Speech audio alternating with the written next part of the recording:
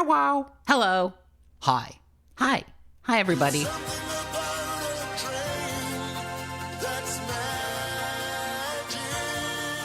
And isn't that the truth? Hello, everybody. Hi, Quinn. Hi, Conky Dong, Lucky Hyena, Clip, AZ, Camping Luna, Margarine Luca,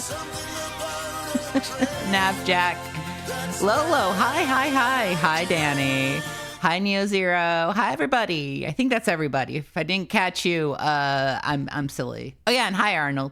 Okay, I think that's everybody. Hi, everybody. I hope you have... Running a little Hi, long. Kunster. I hope you have your permission slips because we're going to take a trip to the museum today. Many museums. The Megariffic Museum, the Leepa-Ratner Museum, and the Museum of Big Fat Paws. Yes, I added that. I'm glad that's here. So, yeah. Hey, Smepple.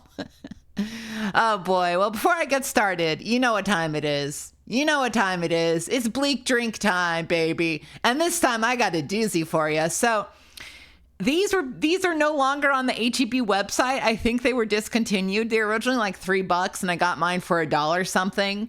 It's called Ooh La Lemon. Now this one seems not so bad. On the plus side, the ingredients seem normal. It's just water. Is nothing but pain. It's just water, lemon juice, natural flavors, whatever that may be. Ascorbic acid, stevia, and citric acid. That seems fine. There's no monk fruit. There's no like evil in there. It seems normal. Also, it's manufactured for a company called Kona Gold. I gotta be real, that sounds like a weed strain to me. So, but it's regular, it's normal. Apparently it's by the same people who do the Sprecher root beer, and I really like Sprecher root beer, so this could be good. It could also be dog shit because it was literally being clearanced out of HEB. They were like, please God, take these away from us. So all right, here we go. Pineapple mango ooh la lemon.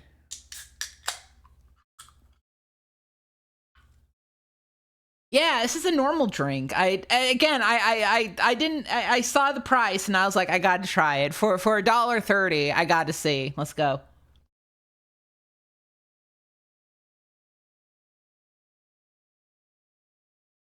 Okay, it's really heavy on the stevia, so there's like a huge aftertaste. I don't know about this one. It's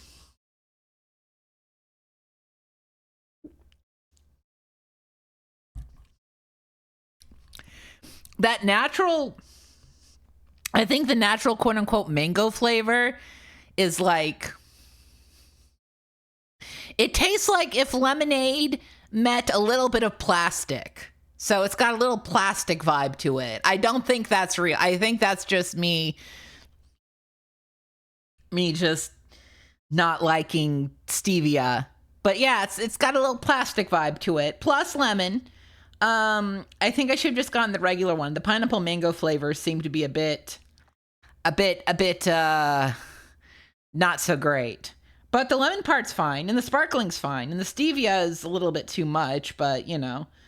I give this, doesn't give me a tummy ache, so it gets a thumbs up, but actually gets more of like a thumb in the middle. Hey Goblin.Best, thank you for the follow. I'm drinking, Ooh La Lemon right now. Let me have another sip. I give this one not the worst I've had, but not great. Like a middle finger is a little more rude. Like an you know, you're like If you can't see me, but I'm doing like a shrugged shoulders thing, like meh. Yeah, okay, I had an issue where I bought mac and cheese thinking it was like regular mac and cheese, but it was spelled CHEEZ, and it was like really bad vegan cheese. Like I eat a lot of vegan food, so I'm not like making fun of vegan food here. It was just really awful. I was just like, this is one of the worst things I've ever had. So don't be careful with vegan cheese, because sometimes it can get you. All right, folks, let's get started here. First up, we are going to the Megarific Museum, a museum that is apparently megarific. There we go. I'm using the same layout as last time because this looks like a museum. This looks like a fucked up museum you can go to. This is what the inside of the Internet Archive looks like. It's just like this. It's really crazy. If you go up this stairway over here, you'll get to the VHS tapes about juicing. So that's the VHS tapes about juicing. Over here is where the Grateful Dead archives are. And down this little portal here is books. Books about dogs. Dog books. All the dog books you could want. All right, so let's get started here. Gus, let's go to the Megariffic Museum. Okay, everybody, buddy up. Be cool about safety. I guess I'm the supervisor, the chaperone. I'm watching you all. You're all in my mind. Hey, Mail City, welcome.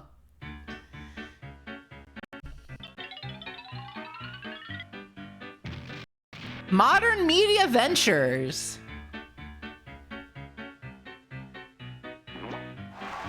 Hey, it's Gus.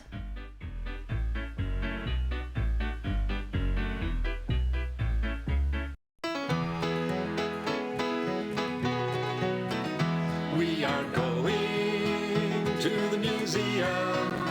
We got a vocal tune. Much that we can learn about the history of man.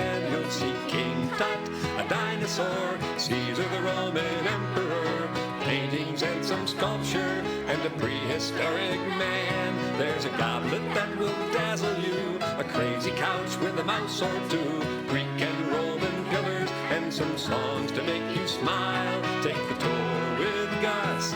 Okay. When we all go to the museum. Yeah, I like the kids being little freaks. When we all go to the museum. Yeah, don't worry about it. I'll just say Gus is your mom now. Gus is your mom. Oh, hello, sir.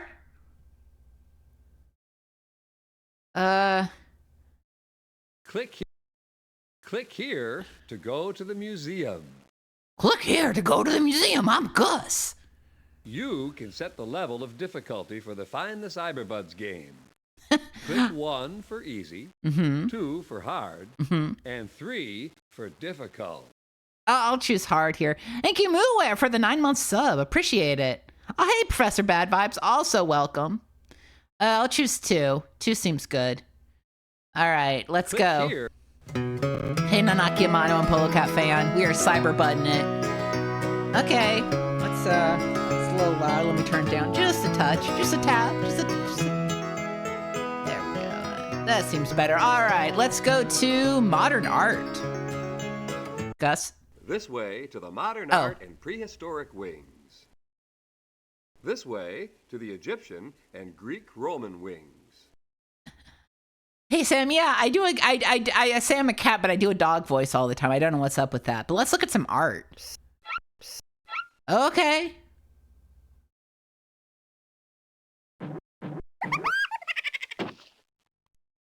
I do that. I do that a lot. I'm doing it again. First of all, I've never been to a museum which had a couch inside. I like that. Okay.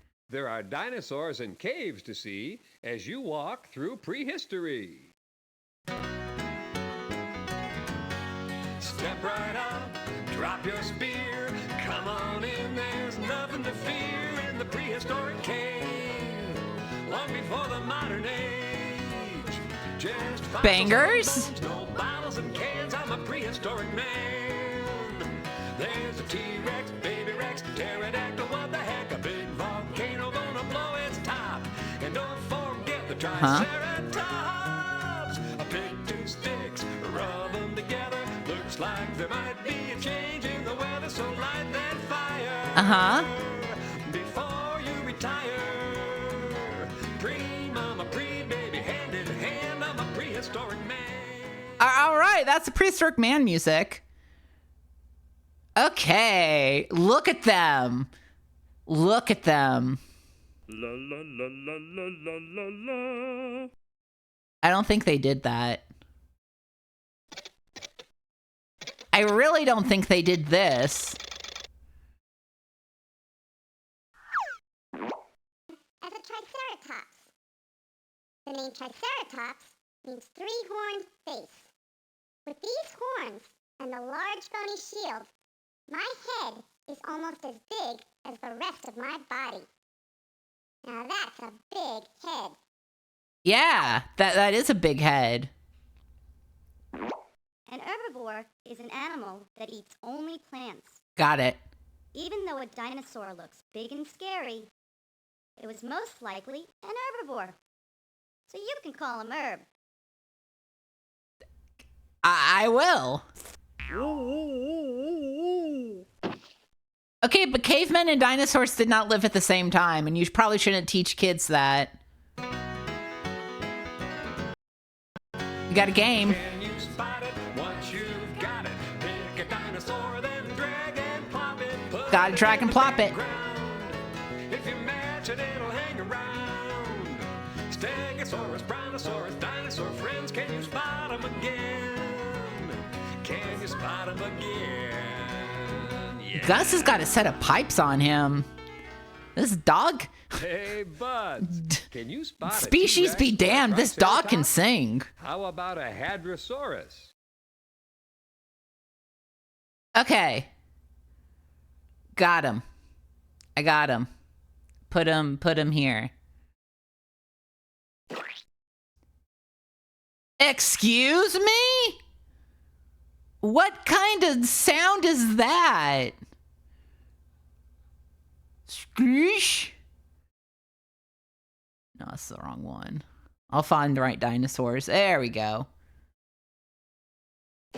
Again, dinosaurs shouldn't splat. That's antithetical to a noise you want to hear from the dinosaurs.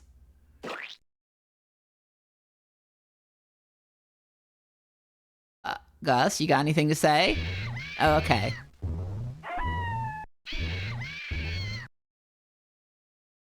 Just random screaming, huh, Gus? Yeah.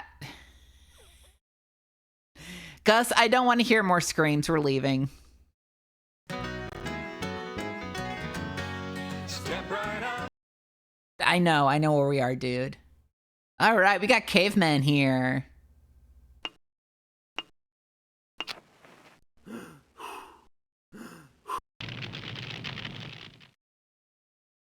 Good job, caveman. You couldn't even invent fire. Cool rock.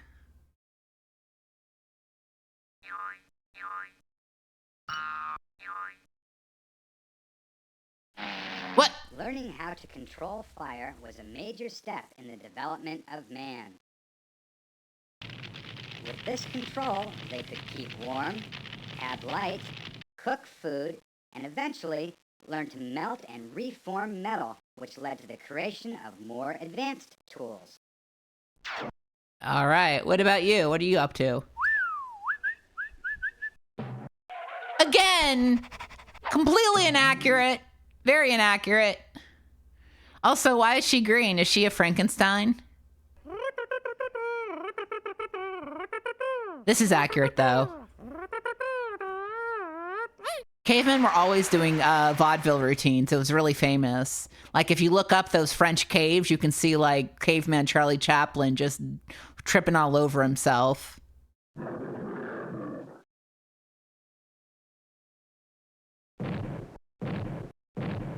Cool. What about this? Can I click on this stalactite? Oh, God! Color cycling! Who wanted that? All right, let's move on. Okay, we got a spear, we got an 8-ball, we got bow and arrow, we got a lot of stuff over here. Let's start clicking. Spear.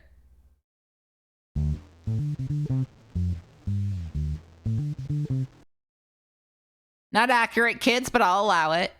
What about this arrowhead? Yeah, what about this fossil? Oh my God, their tongues. Once you have it, pick a dinosaur, go ahead and drag it, put it in the background. If you match it, it'll hang around. Stegosaurus, brontosaurus, Yeah, obscuratory cavemen are just green. Can you match 'em again. Yeah. So many original songs. Hey, buds. Yeah. Ready to match some dinosaurs? First, look at the dinosaur in the picture. Then try Hey, to Dark find Max, the same we are dinosaur matching from it. below and drag it up and plop it onto the other one. Seems a lot like the other one. Tyrannosaurus Rex. Okay. Spinosaurus.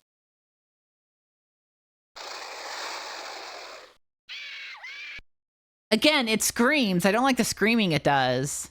Pterodactyl. Pterodactyl shouldn't scream. Hey, that was a... I follow enough Therian furries online to know that's a coyote howl.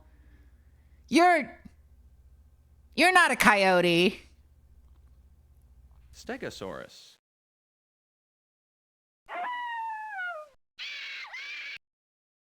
I'm out of here. These noises are very inaccurate. No, kids, we gotta learn from something real. Step right up, drop your... What the fuck?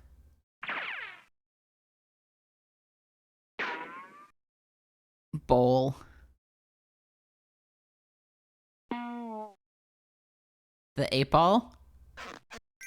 Turns into a baseball. Okay. Yeah, cavemen had magic 8-balls. No worries. Okay.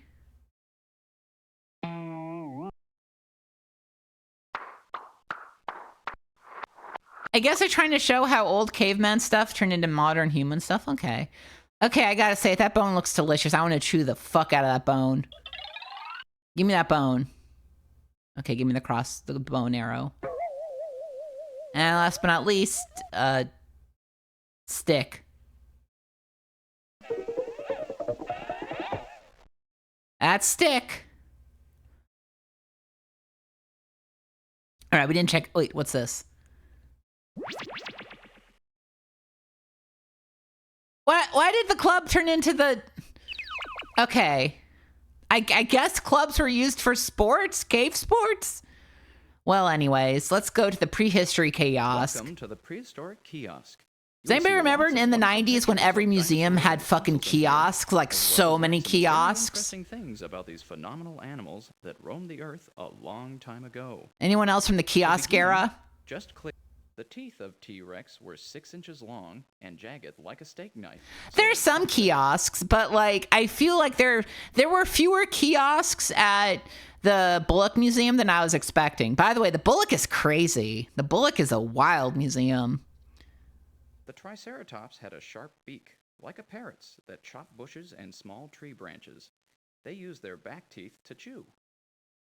Some species of pterodactyl had long, skinny tails, like lizards, with a small, flat rudder at the end to make fast, agile turns. Brontosauruses were long-necked herbivores that searched for food in trees. I'm glad kiosks are still around. I have a real soft spot for the interactive kiosk. Brontosauruses fed on very tall, leafy fern trees. Especially interactive kiosks made with laser discs. That's the shit. That's what I'm talking about. Trees, which caused brontosauruses to die off.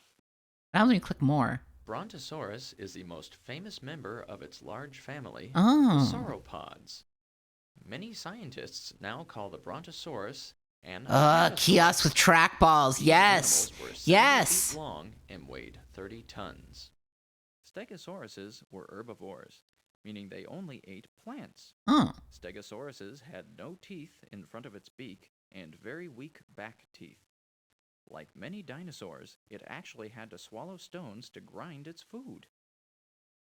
Hadrosaurs were of the family Hadrosauridae. They Oh. probably lived in Asia during the late Cretaceous period, then spread to North America. None have yet been found in Africa, India, or Australia. Some believe the sail of the Spinosaurus might have been used during mating season to attract females and to scare away other males. Hey, babe, you like my spine? Pretty good spine, huh? I airbrushed a wizard on it. Is that cool? Do you like that, ma'am? Ma'am? Ma'am? Do you like this, ma'am? Ma'am, do you like this spine, ma'am? To warm up fast when it was cold. Struthiomimus was about 11.5 feet tall. Oh, look at me. I'm a Struthiomimus. I'm grabbing a fruit. Mmm, delicious. Miles per hour. That's as fast as a car. Imagine getting hit by a dinosaur instead of a car. I think it would actually be safer to be hit by a running dinosaur than a car. In fact, I think if I was crossing the street, I would rather see a dinosaur there than a car, if you ask me. Especially one of those big car. I'd rather. We all need to go Dinotopia mode and start using dinosaurs as transportation. Velociraptor had light, speedy bodies with big, heavy head and jaws. They were carnivores and probably hunted in groups or packs. I like the babies. Fossils are bones, teeth, or prints of animals or plants. Well, you could put a saddle on the dino to cover up the pointy bits. Like, I'm not saying ride a Spinosaurus. I'm thinking we need, a nice velociraptor, 6 feet tall, can carry someone on their back, and if someone cuts you off, they can eat them. If you look closely at this leaf fossil, it looks a lot like some trees and plants we see growing around us today. Everything about Tyrannosaurus rex was big. Cool. Except its arms. They were too short to reach its You're mouth. tiny little chicken man. And 2 claws. No one knows why. 'Cause they're little chicken men.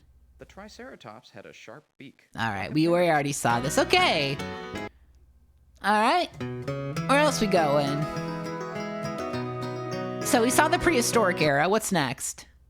Modern art. Oh my God, look at this. Cool. What about this? That's okay. I can do that if I want. What are these mice doing on the couch? You'd think a museum would have some form of rodent control just to protect the stuff, but I don't know. Rat's gonna eat the Mona Lisa. Who gives a shit? Okay, a pad and pen you should bring to the modern art wing. You can take a stroll through the 20th century. Soup cans and lily pads, circles and cubes. How can an artist see things so differently? What's your impression of the colors they used? Mobiles and statues, how very interesting. The thinker is wondering if he'll ever get some food. Picasso drew a guitar, Andy Warhol drew a superstar. Please speak softly, it's an old museum rule. Artwork created in the 20th century is full of surprises for the cyberbuds and you. Yeah, only kids song I think that mentions Andy. No, it mentioned Andy Warhol. All right, let's check out everyone's favorite, the CRT that's mounted on the wall. Oh, this is the kiosk. Welcome to the modern art. I'll go back to you later. No. Let's check out this guy.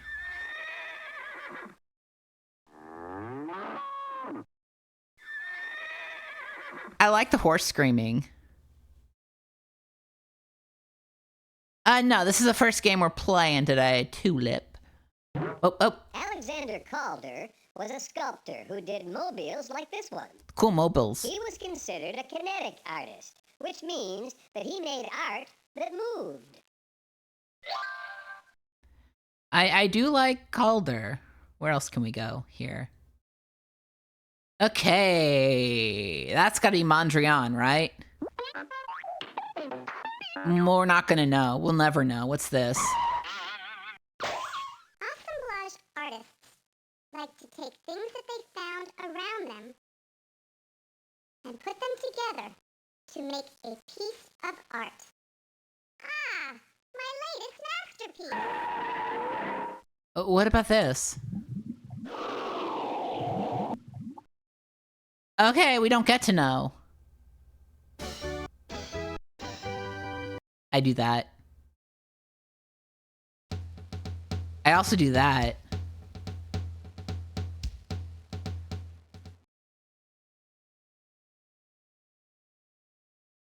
All right. Look at this face. This is some real, like, That's a good mouth. That mouth is perfect.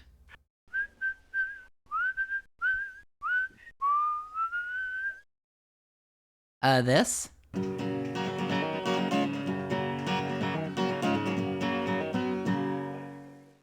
And this. Andy Warhol was a pop artist who painted objects from everyday life. He painted soup cans, shoes, and all sorts of things you find around your house. Any games? Any games in this section? Cool. I like this.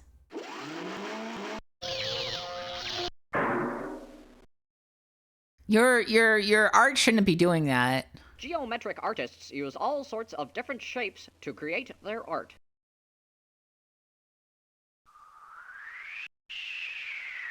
Again, with the Mondrian that we're not going to learn about, that's fine. What's this? Nothing. Absolutely nothing. What's this? Do it again. Okay. Anything else?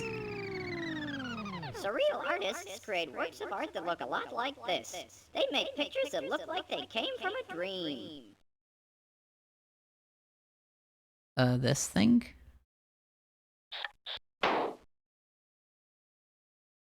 Cool.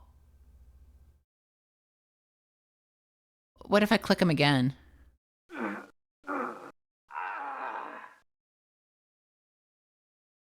One more time for the audience. Auguste Rodin made a large bronze sculpture in the year 1880 that looked an awful lot like me. The name of his sculpture is The Thinker. What about this mom and baby?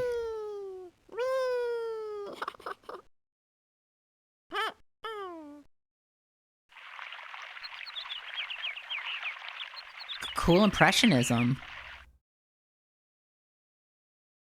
There were no games! What the hell? Did they put all the games in the dinosaur part? No! I'm pissed. Well, we gotta look at the modern art kiosk. Maybe there's games here.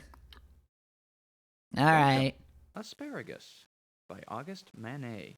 Painted in the year 1880. Good asparagus. Dancer with Bouquet by Edgar Degas. Painted in the year 1878. Girl with Parasol by Auguste Renoir.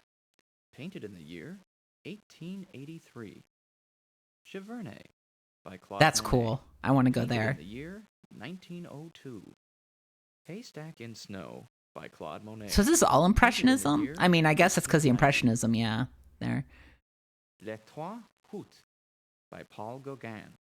Painted in the year 1886.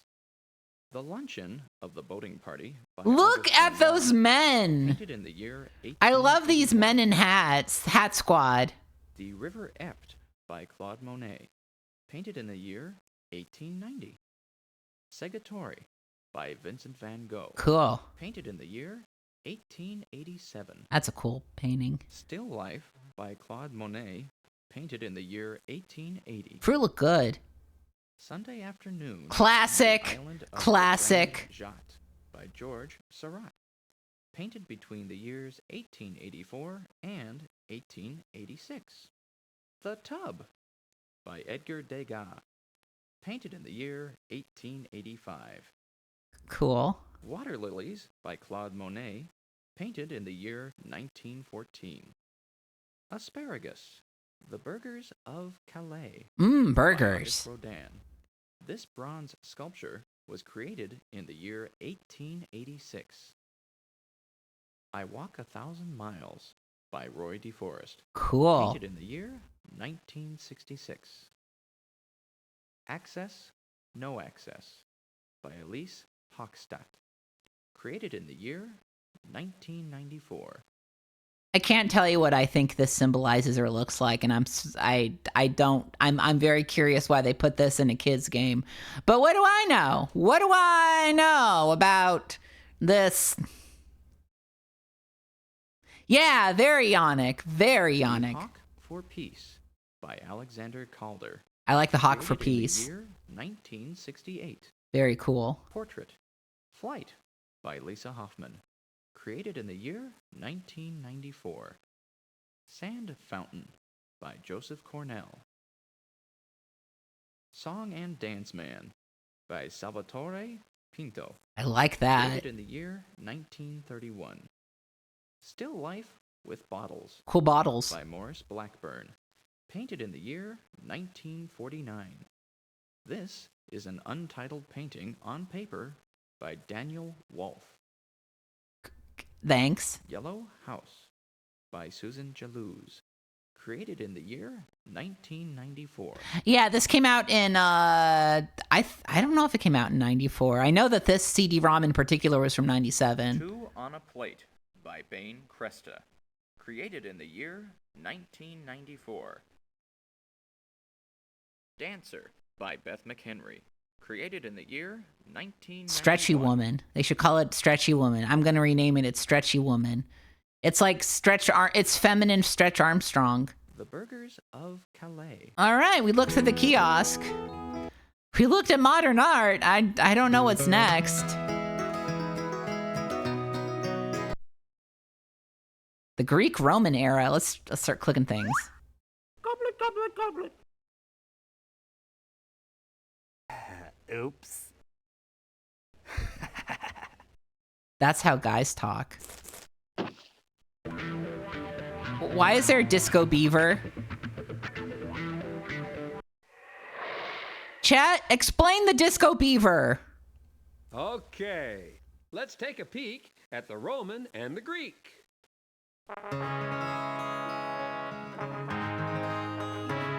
In the Greek and the Roman period, they did everything under the sun. A Grecian galley boat sailed by and chariot races were run. Uh-huh. See the wooden coins and the statues make noise. The helmets and the shields are fun. Zeus worked out till he looked quite stout, and Brutus had a big loud mouth. The Trojan horse is famous, of course, and Caesar had a wonderful son. That's a lot. In Roman mythology, Janus was known as the god of doorways and good beginnings. The month of January was named after Janus to start the year off right. Happy New Year! All right, Happy New Year, everybody. What's with this? Okay. It's hey, bro.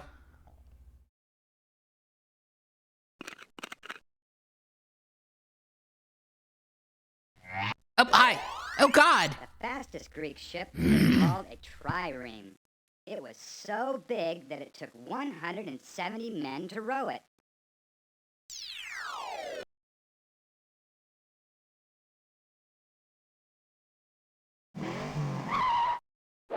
The most common things left over from the classic Greek period of art are their columns, which were used to support buildings and sculptures. Shout out to columns. And decorate interiors. Shout out to the columns 3 guy. The 3 basic styles of columns are Doric, Ionic, and Corinthian. All right, we know about pillars. But let's check out these guys. Oh my God, look at that chariot. That's so good.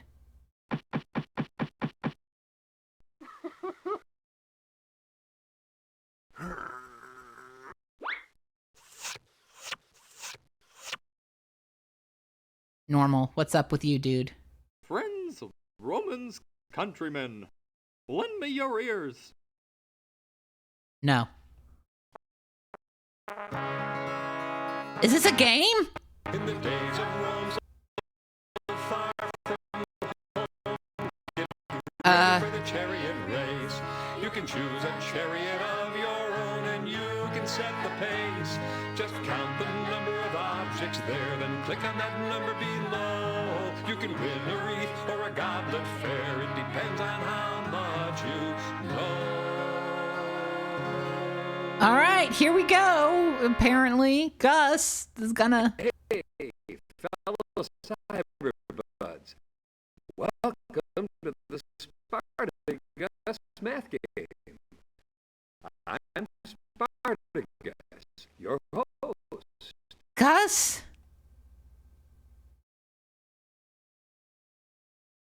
Okay. I'm choosing 5. How am I supposed to know the 1? Oh, he's holding up a 1. I see. 1. What's next?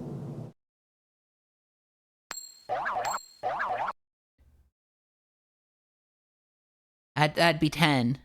10. Oh, I'm counting the coins. I just realized. Okay, I'm a doofus. I literally can do this. It's fine. That'd be 3 coins, Jack. 3. The thing is doofy as this game is, I love Gus. I love his original songs. I love his demeanor. I love that every game has a song. God, it's charming.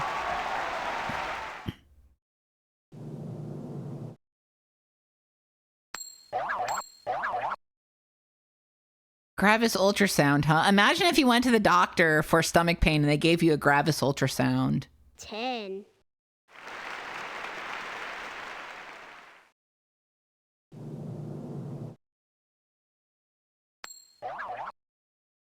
You know, I think we're good. We know numbers, right? You all know basic numbers, kids. You don't need to go more than that.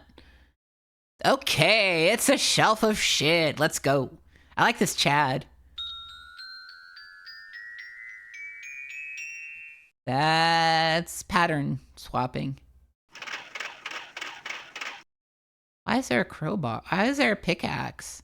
Did they have pickaxes in Roman times? I don't fucking know. I like the cow. Do it again. Do something. It's pretty hard to... Thank you for the 25 bits, Conky Dong. Some numbers. Good numbers. What's this do? Uh-huh.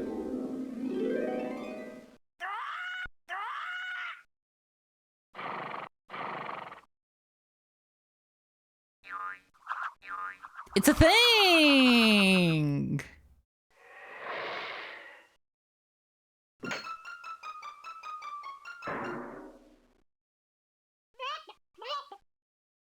That was very clearly a duck.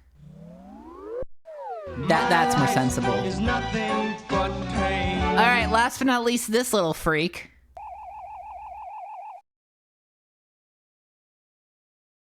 Huh?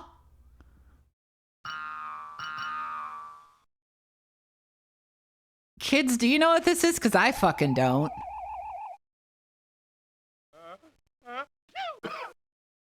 I learned so much. All right, time for the kiosk, everyone's favorite. Welcome to the Greek and Roman kiosk. Click here to see Greek images.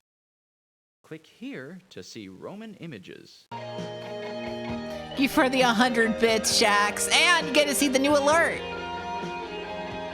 Do you like that new alert? I love that new alert. I guess Greek first. Did you know there are many words today that come from the ancient Greeks? Yeah. The word democracy comes from the Greek word demokratia. Demos, the people, and kratos, meaning power.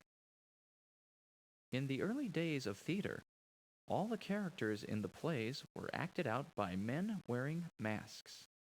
The men even played the female roles.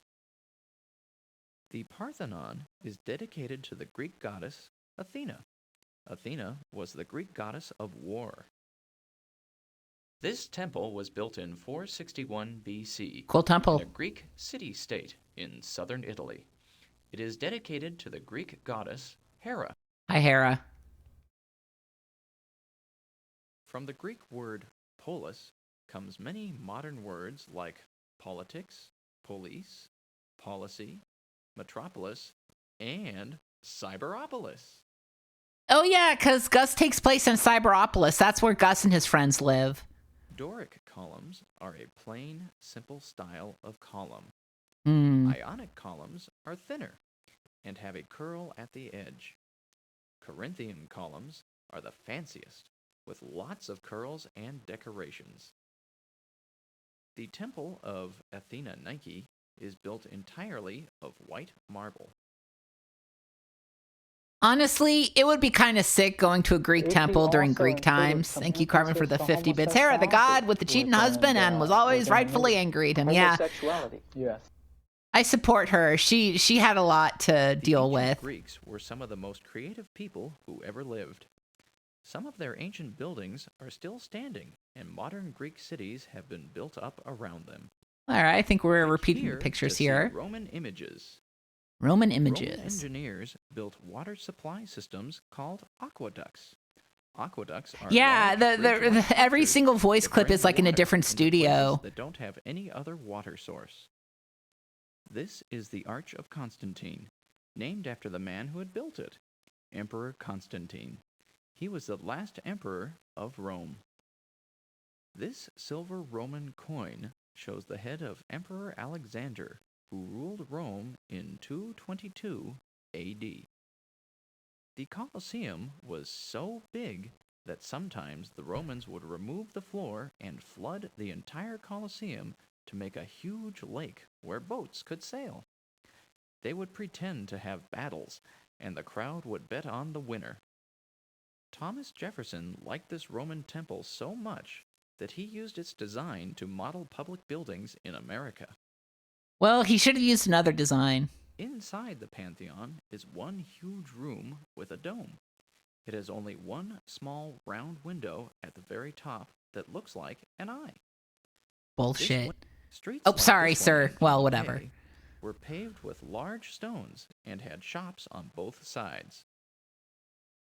The Appian Way is such an excellent road that even today, modern cars can still drive on parts of it.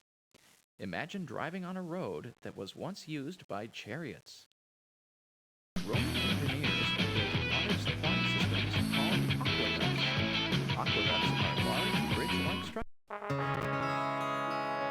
Okay, so thank you for the bits, Cartman. Colosseum is where the finale of JoJo Part 5 took place. Okay, now I know. Which way is this way? Egyptian era. Here we fucking go. Let's click on him.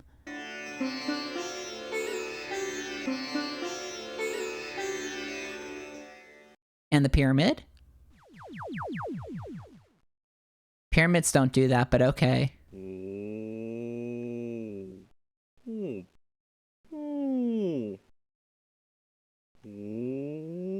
Goodbye.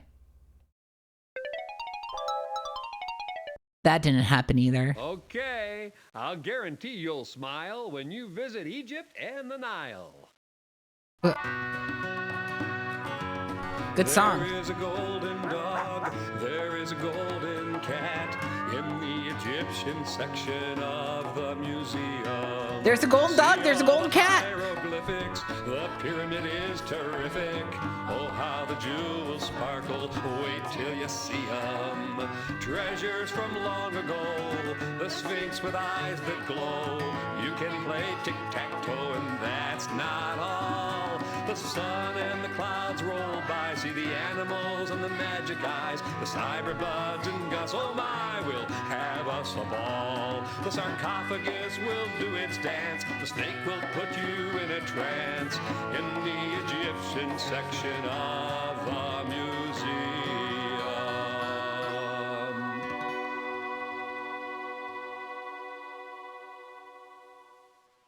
Let's check the dog. Good. Shitty dog. Okay. I think we found the gold cat. Nope, that's a dog. Gold pig? Gold heron, ibis. This guy.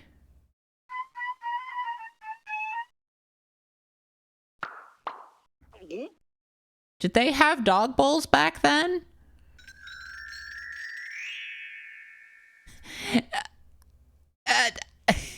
I can see the Chris Gaines reference. I see.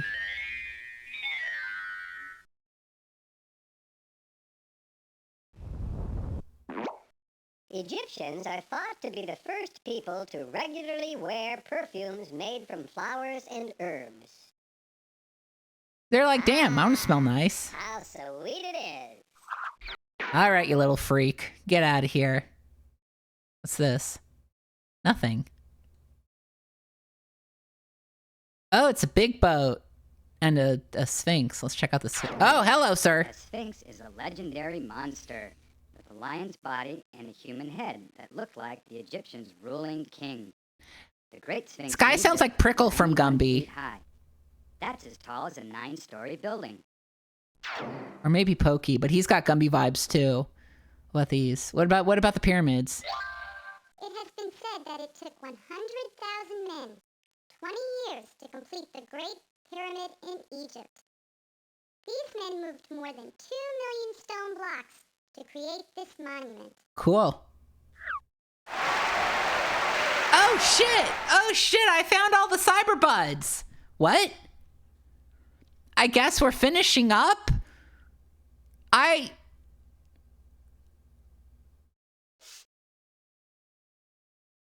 Okay. I beat the game, apparently. Let's see this lady.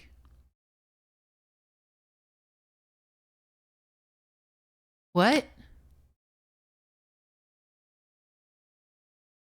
Do these work?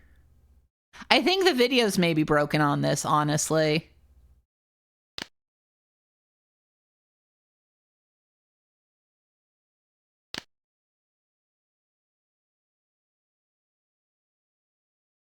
Is there a way out of here? Part of me thinks I should hit exit, but I'm afraid that'll take me out of here. No, we're going back to the museum. We're gonna finish up Egypt. There we go. No, we're finishing up Egypt. No, Egypt. Egypt. Egypt. Egypt. There we go. Okay, I'll guarantee you'll smile when you visit Egypt and the Nile. The Nile. Love it. There is a golden dog, there is a golden cat in the Egyptian section. That's a weird thing to happen. There's the golden cat. We were looking for them.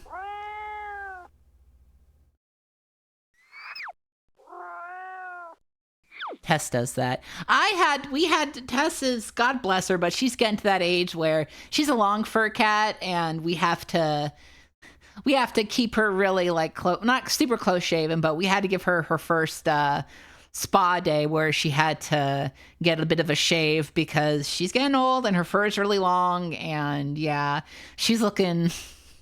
My first time, not full shave, but just clipping her fur down for her, to make it easier for her to bathe herself and stuff.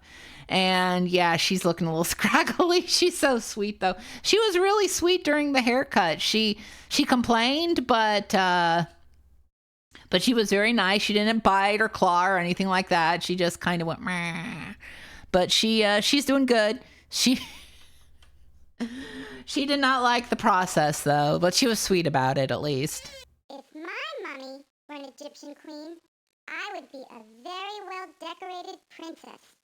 I would wear shiny gems and beautifully colored clothes.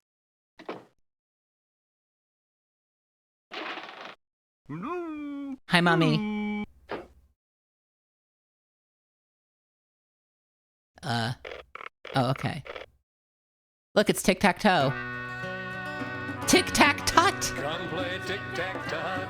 Looks like our old friend Gus. In the land of Egypt, it's the game for us.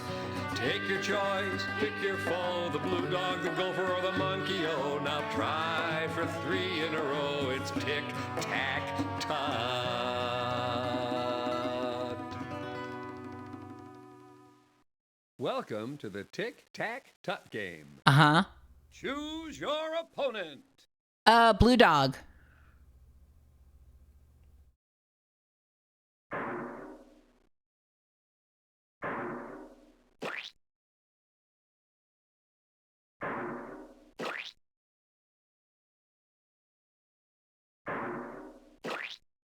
Fuck, I fucked it up. I fucked it up.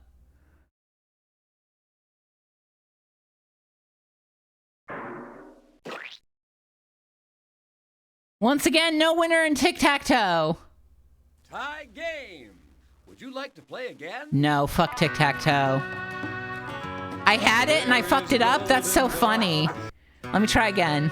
Welcome. Yeah, I know. Choose. Okay, let's try again.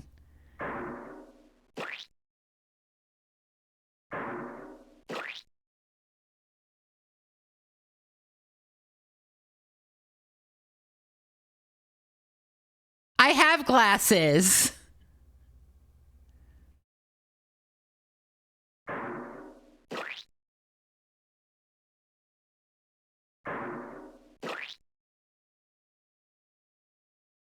Tie game.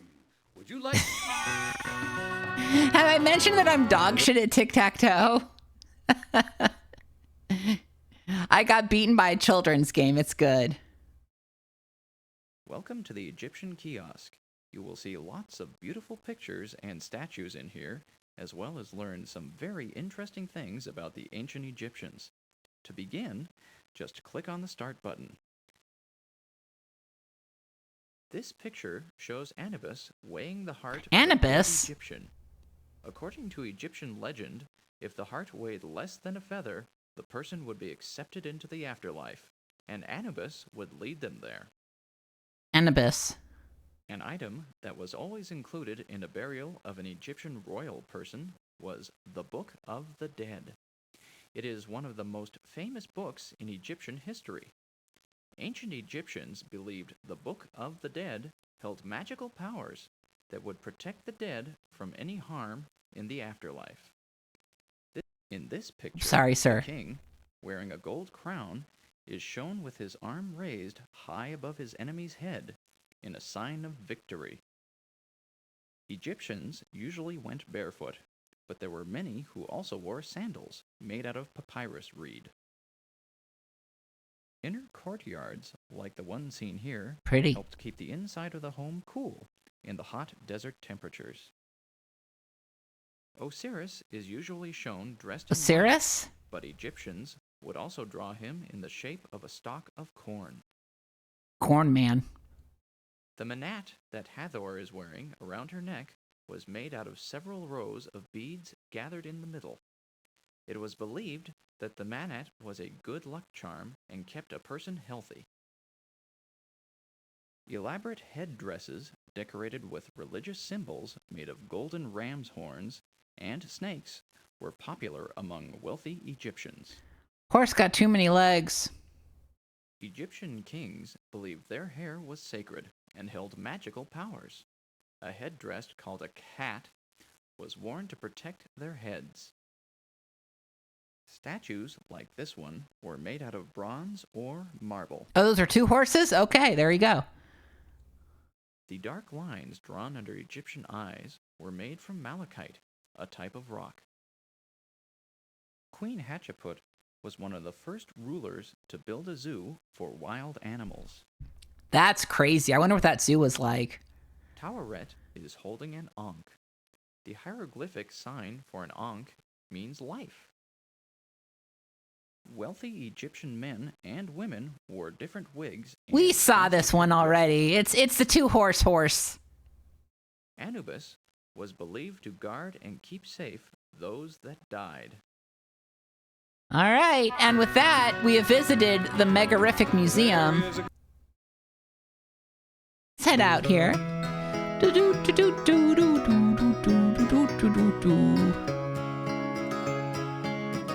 No, we're exiting the museum for real. No. Gus, I need out. Hey, buds, how you doing? I'm all right.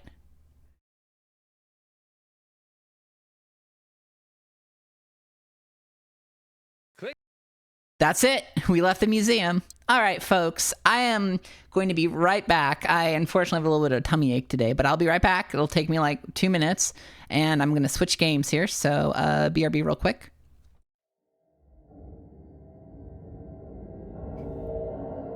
Is that a good noise?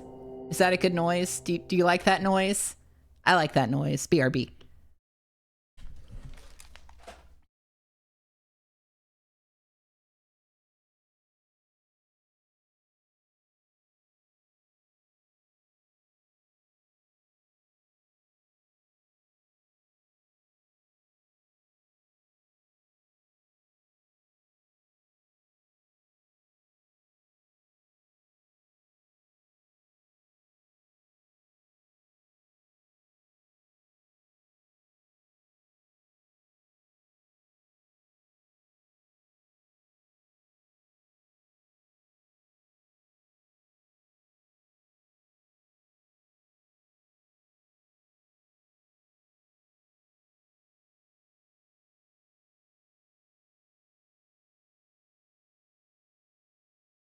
Back. No, the drink didn't give me a tummy ache. I just had a tummy ache today. I don't know why. I don't know what's giving me the tummy ache. I had it since I woke up, but I'm okay now. I'm okay. All right, let's load the second game here.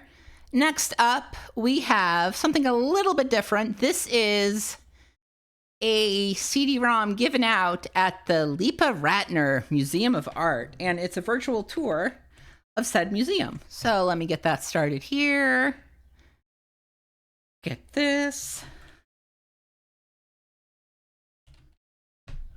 All right. Leepa-Ratner. Anybody a big leap head here? We got any leap heads in the audience? I've never been to the Leepa-Ratner Museum, but maybe it's cool. We'll find out. There we go.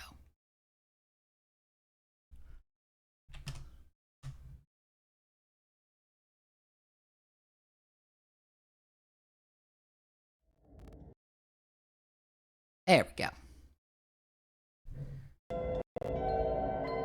Shout out to all leap heads.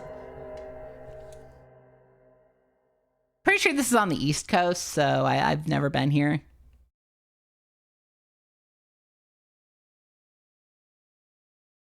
And it's just a Flash movie. There's not much here, but I want to show off what click the man to get started. Okay. This virtual tour will allow you to experience our museum via 3D renderings and 360-degree panoramic interactive views. Here's my little man. All right. Thank you, Drusiform, for the follow. Appreciate it. So can I go to the... Okay, click the question mark in the upper right corner for help. Okay. Let's go this way. Oh, that's slow. We need to go faster. There we go. I want to go into the museum gift shop. I want to say that's the exit. Let's go this way. We're in the museum lobby in the Great Hall. I want to go to the gift shop. Take me to the gift shop. Take me to the gift shop. Hurry up. There we go. That's what I'm talking about. Gift shop, gift shop, gift shop, gift shop. Gift. There. Take me. No. Slow down. Other way. Fuck.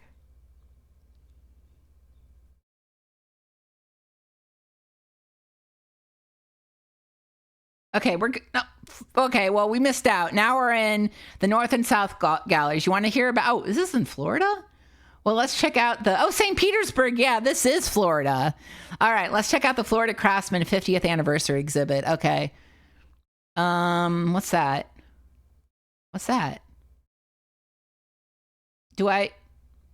It's Florida Craftsman Inc., based in St. Petersburg, is a statewide nonprofit service organization founded in 1952.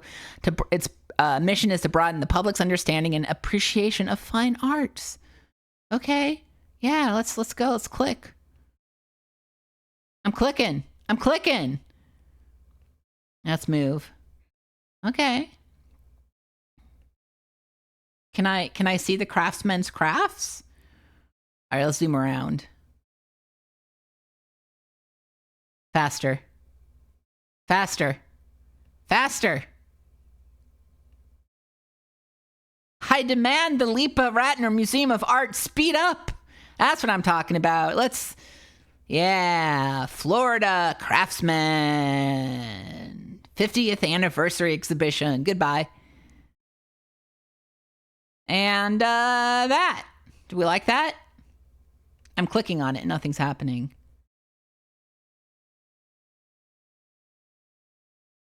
I thought when I clicked on things, magnifying glass. Okay.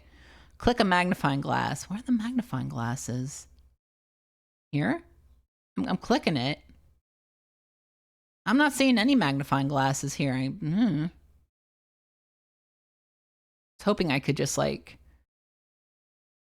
was hoping I could control this with my scroll key, but unfortunately not.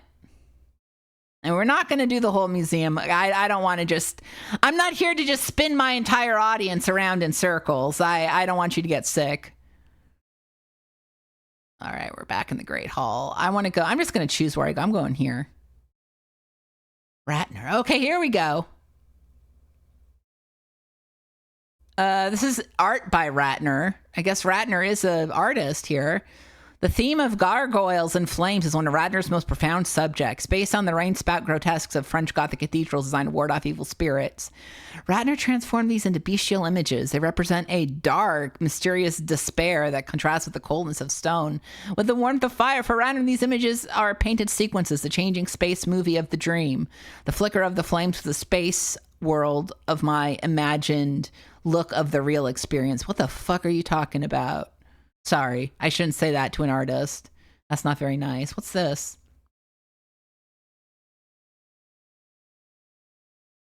She's eaten the baby. Supportive of student protests and anti-war marches during the Vietnam War, Ratner returned once again to the motif of observers along a parade route. The parade is the crowd is a metaphor for those who watch but do not respond. Okay, the central mother holding her child. It's not intended to provide answers, but to open a dialogue. I guess that's Vietnam, all right. All right, let's go over here. What's over here? Anything I can click on? Okay. What's this? Springtime wash day. I actually kind of like this a lot. It's an expression of everyday life, the type of subject matter that Bettina had always encouraged Ratner to paint. On the painting, Ratner included an inscription to Bettina. This practice caused friction between the artist and his dealer, but for Ratner, sales weren't important. It was only in memory of my beloved Bettina that mattered. Adopt a masterpiece, Ann Mason. Thank you, Anne, for adopting, and I'm assuming raising this masterpiece on your own. Hey, has anybody noticed the nude person standing upside down? Yeah, what's with the naked handstand? Is that balls? Is that little patch of green here balls? Are we seeing balls? Is this balls? Is this balls? Balls. It's balls. We're seeing balls. It's balls. What's this? It's not balls? I think it was balls. I'm sorry. Sodom. This is about the Holocaust. Okay.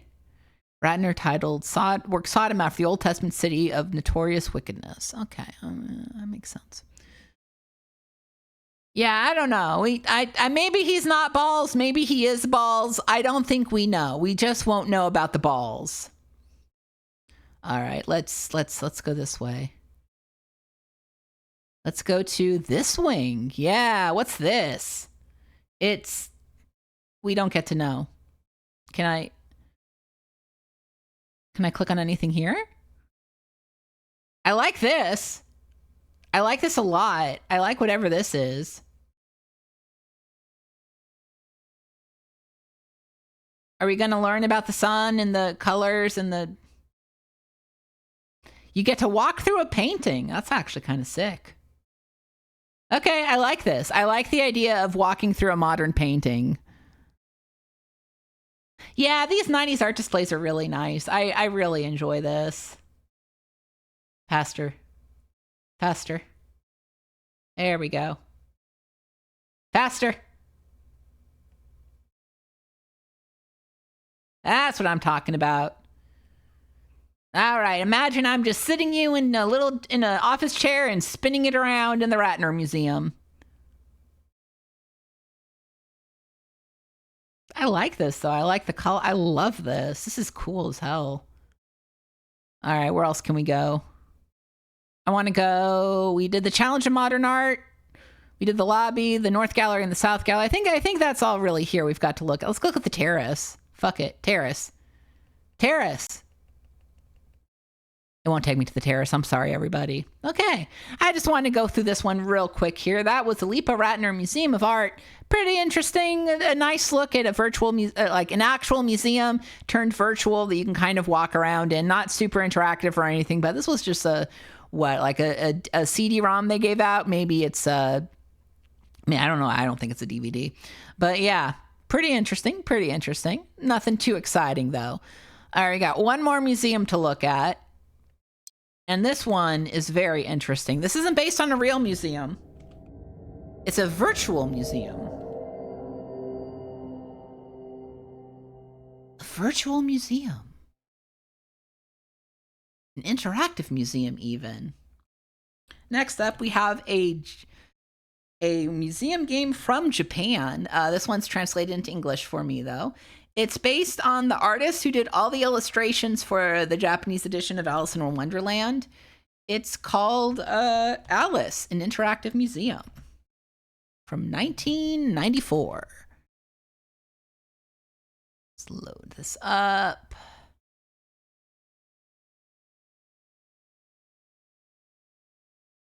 Yeah, Alice. W. Alice.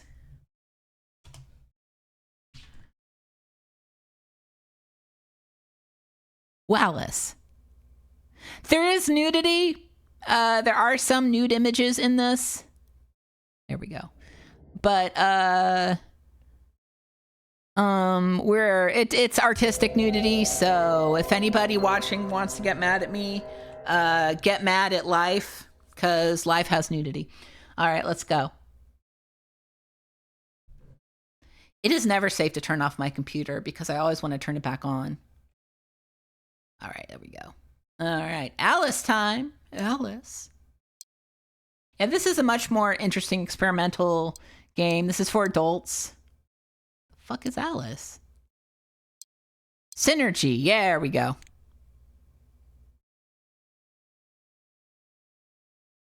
Yeah, by Toshiba EMI and Synergy. The combo wombo we all love.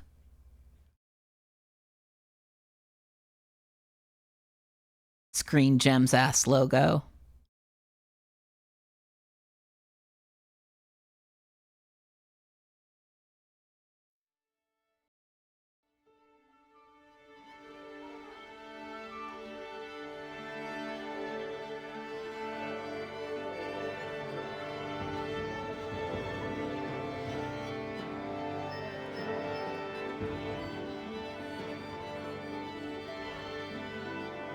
Mm-hmm.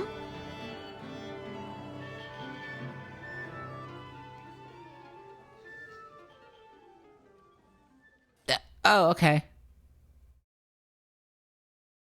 Alice.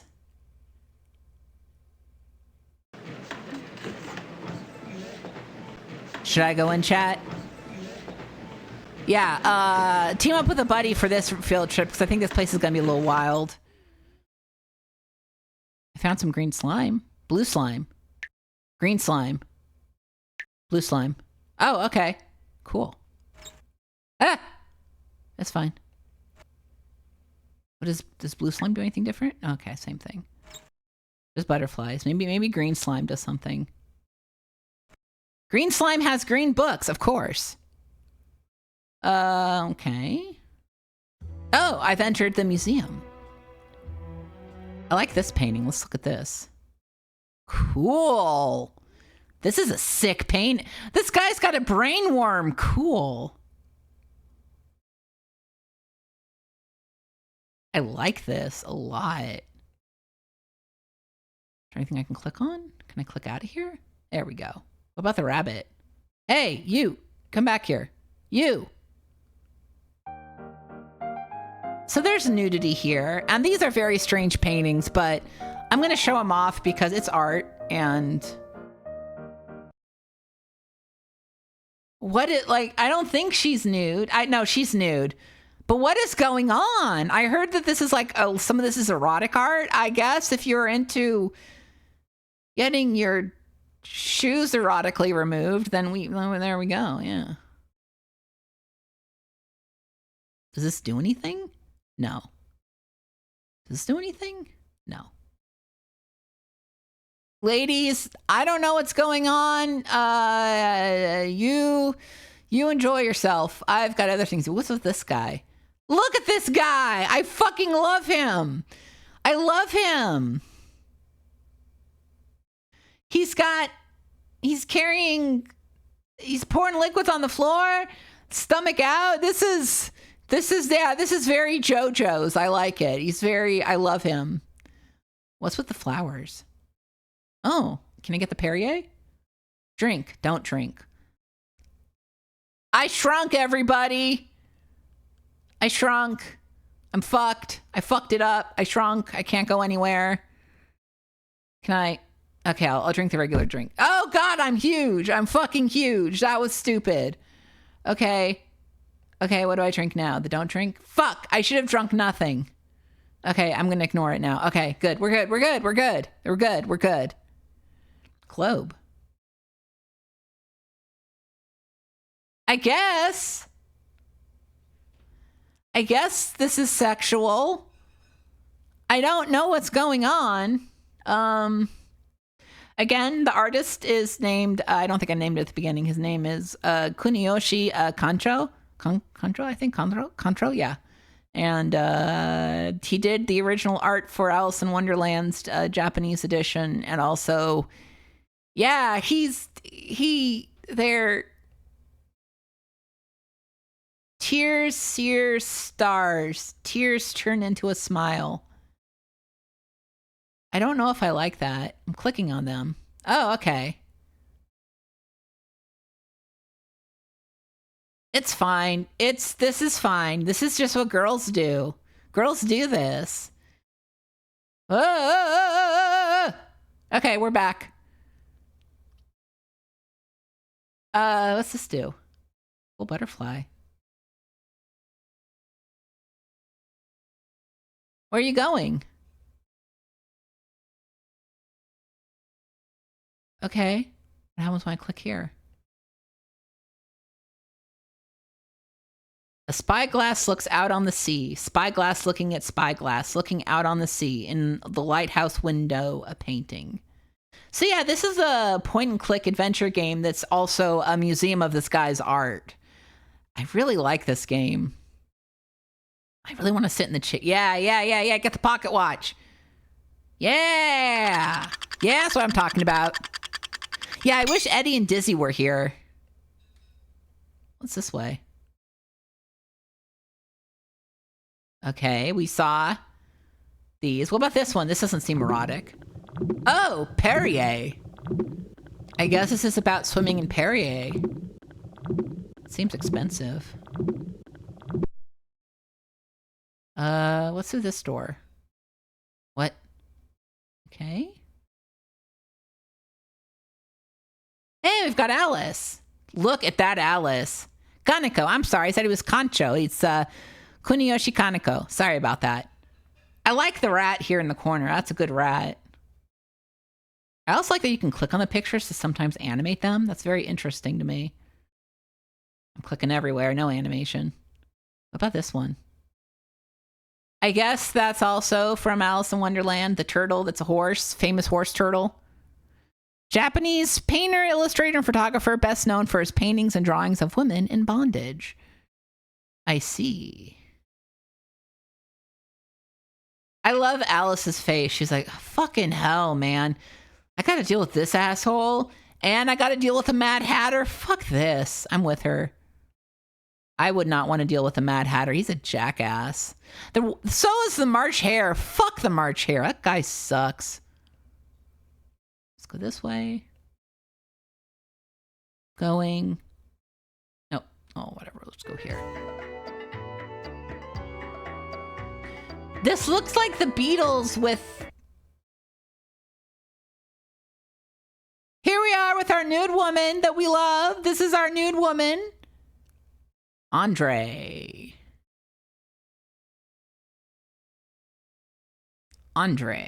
She's wearing shoes because... Don't worry about it. Oh, there's the watch. Well, now I'm in a fucked up room. I'm in a fucked up room now, and it's all my fault. Yeah. Cool. What's in the clock? Uh-huh.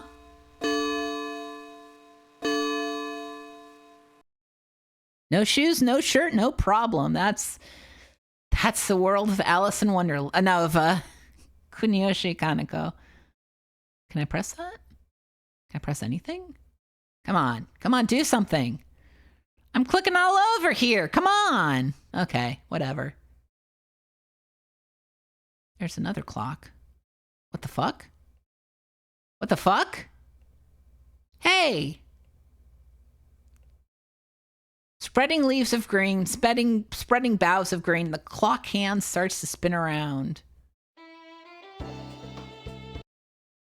Here is a man combing a woman's hair with a bunch of bells.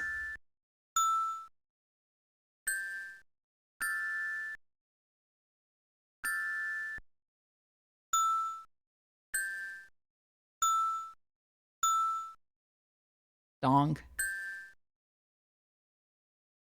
Cool. And what's in here?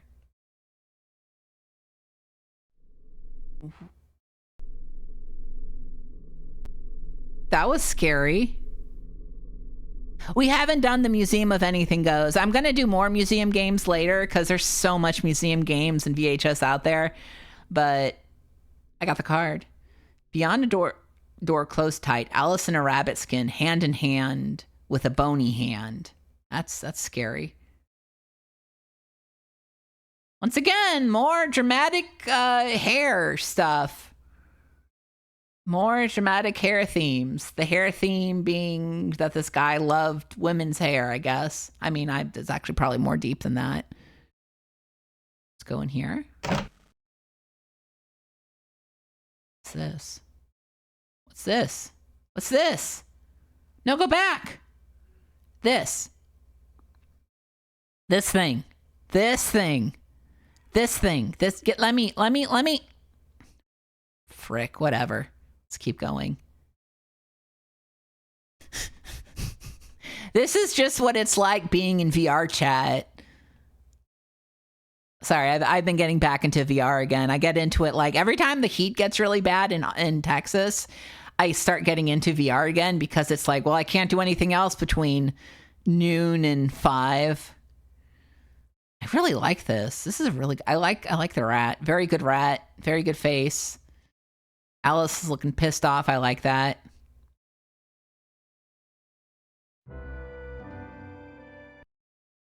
I like this guy or girl or whoever you are. I love your brain. I like that you have a shell brain. And this. I like this. I like these vegetable people. I guess he's a wooden doll. Very interesting. All right, we got more men. Excuse me, sir, but I have a feeling you're a vampire. Oh, this guy.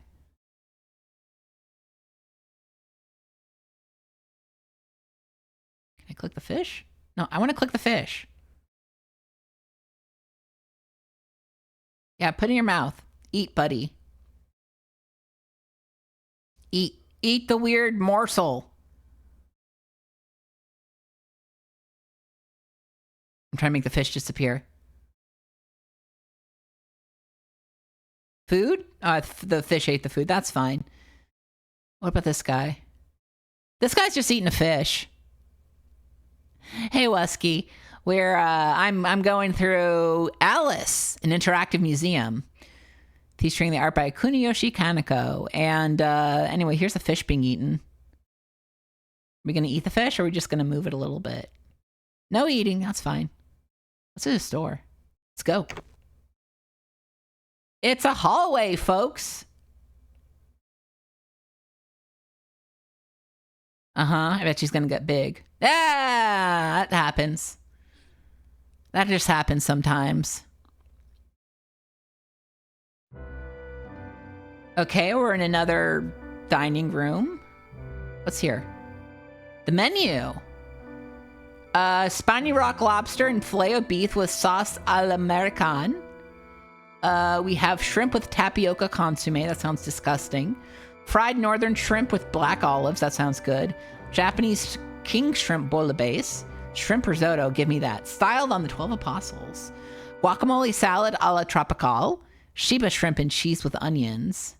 Japanese king shrimp with muscat sauce and salmon roe, prawn curry, and braised shrimp with herbs. A lot of shrimp. We're eating shrimp here at this museum. It's a shrimp museum. Saw that. How about this guy? All right, what are you up to? To do something, it's pretty hard to. Thanks for following. Appreciate it. To visualize it. Fork time. You can't click on them, but they're there. He's like, you like my forks? I do like your forks, Kuniyoshi Kaneko. What about this guy? Or woman? Y'all are going through it, ma'am. I guess this is erotic. The very famous erotic spoon.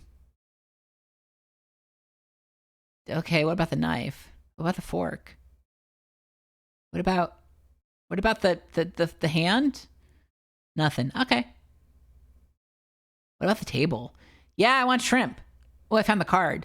Wine labels and long-eared sommelier. Wine list and Alice's own wine cellar. Well, why does she have a wine cellar? She's a little girl. Little girls shouldn't have wine cellars. They should have, like, DJ mixing equipment. Sugar and spice and DJ mixing equipment, that's what little girls are made of. Waiter, we'd like more wine from Alice's cellar, please. This is on, oh God, I wish it was original hardware. No, this is DOSBox Pure running Windows 98. What's this? What's it here? What's here? Okay, never mind. Through the door we go. Oh, we were just here. Fuck this. Go back. Okay, what's this way? Have we... Okay, I've gone in a circle here. So this is a really interesting game. There's a lot to explore. Like, a lot. You'll be stuck here forever exploring. And it's gonna have a lot of weird paintings like... Boxman. Do you like Boxman? I have not seen the 1988 Alice, but I really want to see it. I like Alice in Wonderland because it's a story about a little girl having to deal with society, with like adults bullshit and everything around her. She's like, fuck this guy. I hate him. She's just so... I like that she just kind of hates her predicament too. Like, everyone's like, oh, Alice is so magical. No, she's stuck in a world where everyone's a dickhead to her. Isn't that life? Another hallway. And we're in the same place. Okay, I'm walking in circles here in Alice, so I think it's about time to hit intermission. Let me find a way out of here. Is there a way out? Let me try pressing escape. I have no idea how you get out of here. Q? There we go. It's Q. Q lets you out.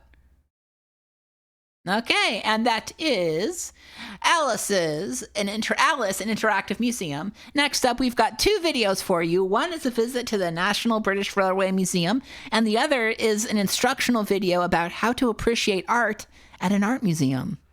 Yeah, Alice is in a world of magic and whimsy, but she is just fucking done with it and wants to go home. That's what I love about it. She's just like, I fucking hate this. I hate this guy. I hate that guy. The Mad Hatter is trying to say some shit. The March Hare is trying to say some shit. And she's just like, can I just go home? That's like the ultimate autistic feeling when you're going somewhere and a bunch of people are being dumbasses and you're like, I just want to go home, man. I'm overwhelmed. I'm sensory overstimulated. I'm fucking done. So shout out to Alice. Shout out to these museum games. I really like Gus. I thought it was really silly. I don't know about the educational value of Gus, but I appreciated Gus and his songs. I really liked the Leepa-Ratner Museum was very interesting for 2004, even though it just kind of, the navigation itself was very clunky, but I thought it was interesting for what it was. And Alice, I liked the interactive avant-garde kind of like fuck around nature of the Alice Museum. I think it fit well with the weird art. Shut this down.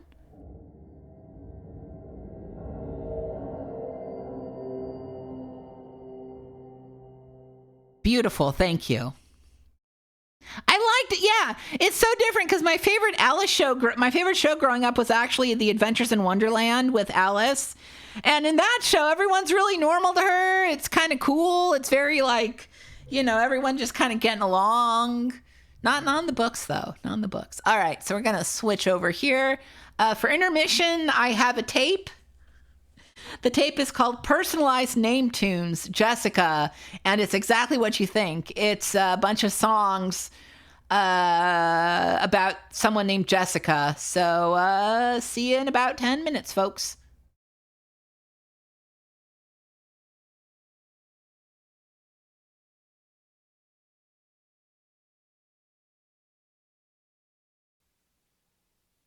Hello out there. My name's Mary. What's yours? That's a nice name. Hello, Jessica, how do you do? I'm gonna sing some songs for you. Some fast songs and slow songs and funny songs too. So join in and sing along and have some fun too. We're gonna sing about Jessica. We're gonna sing about Jessica. We're gonna sing about Jessica, a very special girl. When she gets up in the morning, until she sleeps in the evening, it's a special world for Jessica, 'cause she's a special girl. So clap your hands for Jessica. Clap your hands for Jessica. So clap your hands for Jessica and her special world. Every day's a new beginning, a chance for taking and forgiving. So raise your voice and start singing for this special girl. So raise your voice and start singing for this special girl. So raise your voice and start singing for this special girl.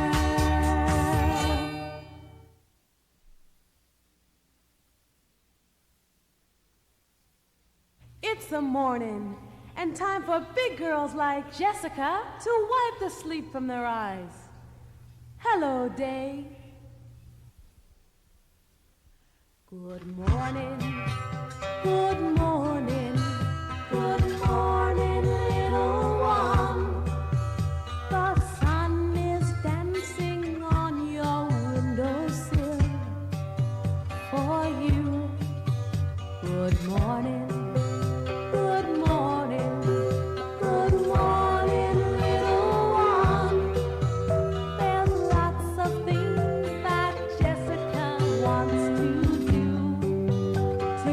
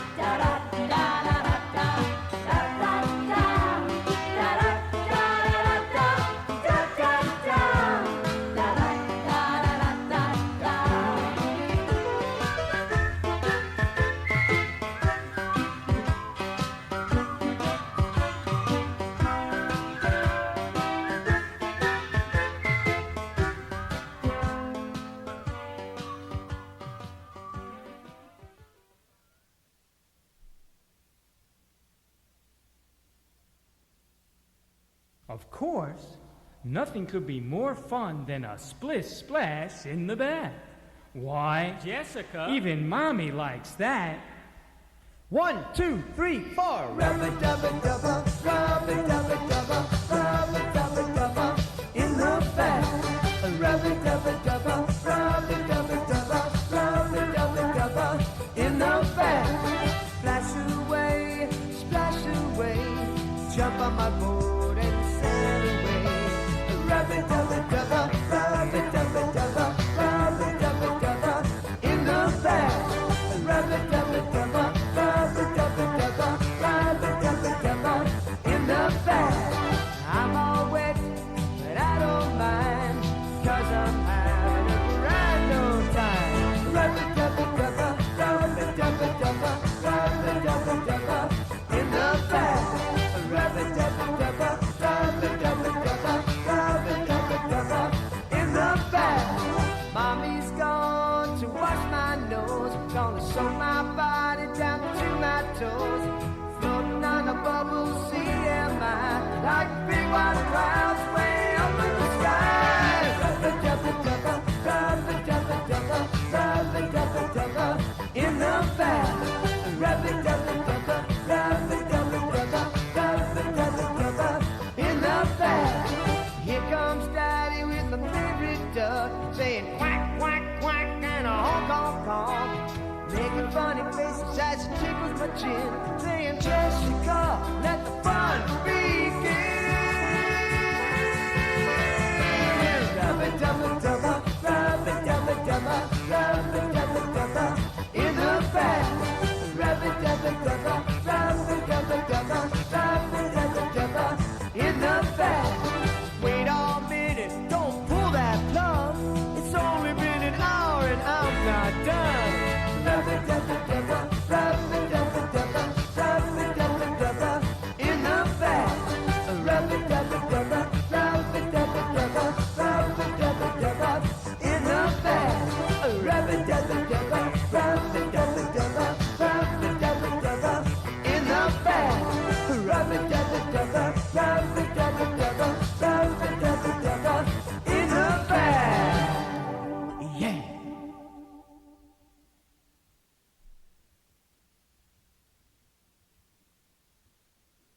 Hey, Jessica, have you ever looked in the mirror? I mean, really looked? Sometimes you'd be surprised at who's looking back at you.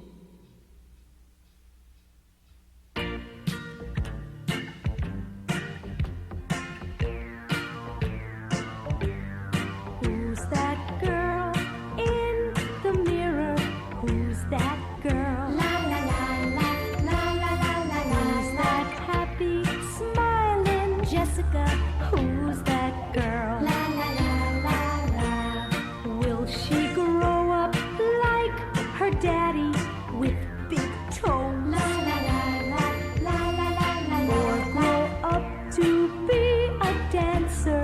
No one knows. La la la la la. Look at your eyes, look at your ears. Stick around for a while. The person staring back at you is sure to make you smile.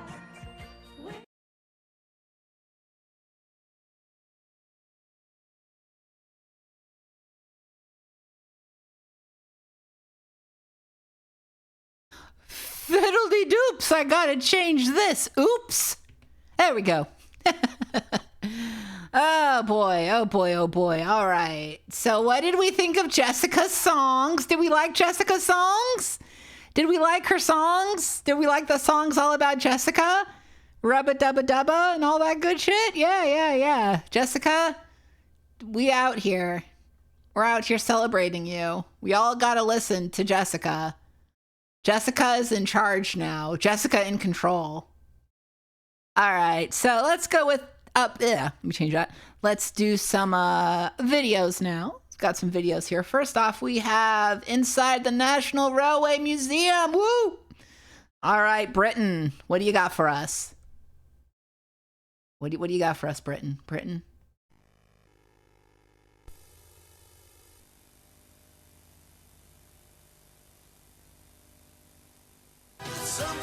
Yes, this is for all my fellow train freaks. Train freaks represent. I wish I was as, I don't know. Other train freaks make me feel like I'm not enough of a train freak. You know what I mean? Cinerail! Yeah.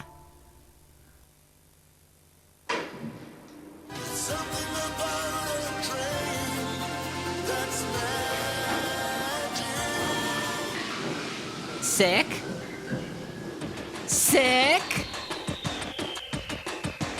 More of an enthusiast? That's fair. The one cool thing about getting my thyroid removed is I got to ride Amtrak a whole bunch because it was cheaper to get to the city where my surgery took place by going Amtrak than any other way. So it was great. I got to ride so much Amtrak. Oh my God. I should get my thyroid removed again. I should be like, yeah, put it in and take it back out. Cool fire. Butler.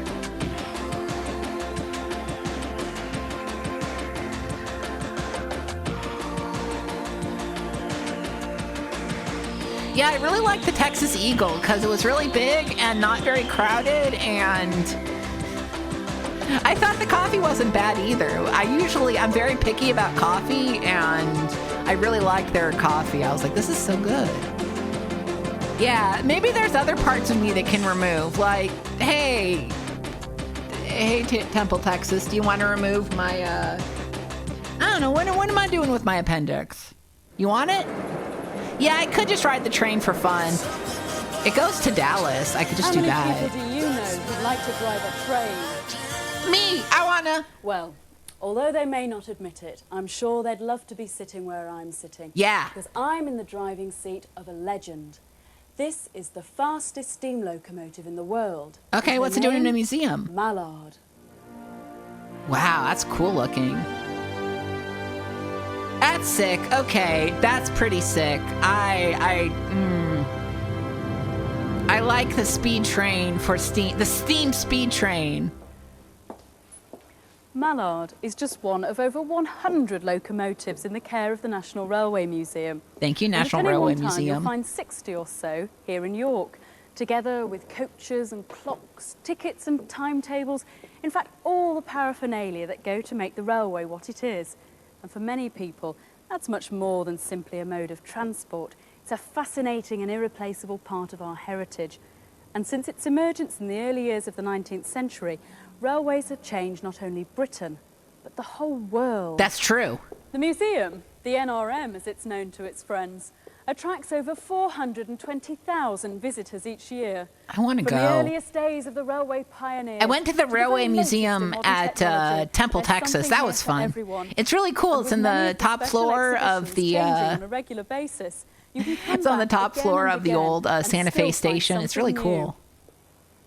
Over the Cheap next too. It was 65 $4 minutes or so, admission. I'm You going fucking to take you on a tour fucking of the believe $4. museum It was either to see $4 or some of its $8. I finest forget, but it was exhibits. really cheap. And we'll also be looking behind the scenes at some things visitors don't normally get the chance to see. So, The train's let's start with dick. the steam locomotives, and the oldest in the museum, the Agenoria. This strange-looking machine was What the built fuck in is that? 1829 and worked at the Shut End Colliery in Staffordshire, hauling coal trucks from the pithead to the nearby canal at a leisurely walking pace. Its design is typical of locomotives in the early 19th century. Nice, Just cool look train at this museums. complicated array of levers and rods required to transfer the power. Yeah, there's not from a the train vertical museum in piston Austin, down to the but wheels. there is an O. Henry And Museum that's pretty cool. Taking a look at the boiler, you can see that it's just a large cylinder with a single flue running through the water space. It's not a very efficient method of producing steam.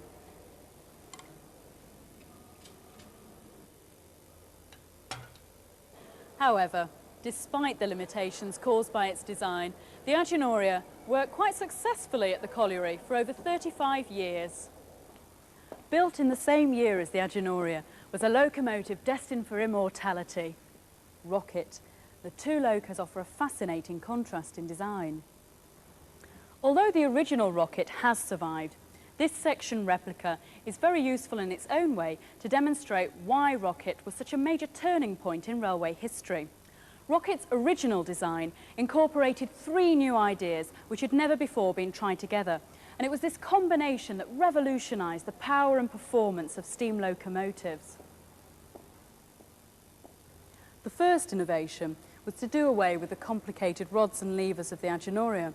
Instead, the driving force of the piston was linked by means of a single shaft down to the driving wheel.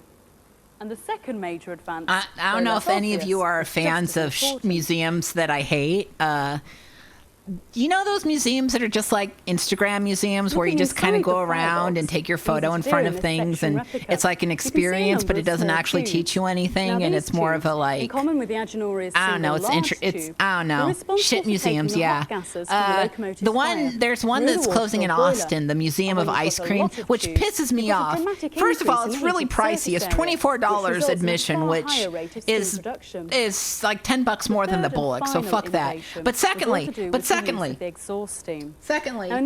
doesn't really, it's not about like the history of ice cream or ice cream information. It's like just a bunch of rooms and you get free ice cream, and it's like got a sprinkle pit and everything's pink, and you get like, I think you get a popsicle at some point. You might get real ice cream. The last day is on Saturday. I'm very tempted to go, but $24, Christ.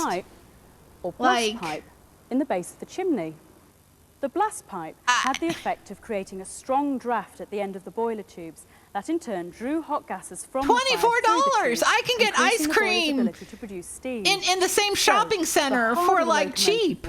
The more hot it's closing. It's going to be replaced with a Mexican restaurant at the Domain, so that's exciting. Yeah, the Strong Museum, that's a fair $24, because the Strong Museum is not only unique, but you actually get to learn things there. It's very educational, and it's a very good... I love the Strong Museum. I need to go sometime, but it's at least got stuff to educate you. The Museum of Ice Cream is just like, let's walk around and take photos of myself next to a giant sculpture of ice cream, which I could do for free. I can take pictures of myself next to stupid things for free. It's really cool. Thank you for listening to my museum rant. Yeah.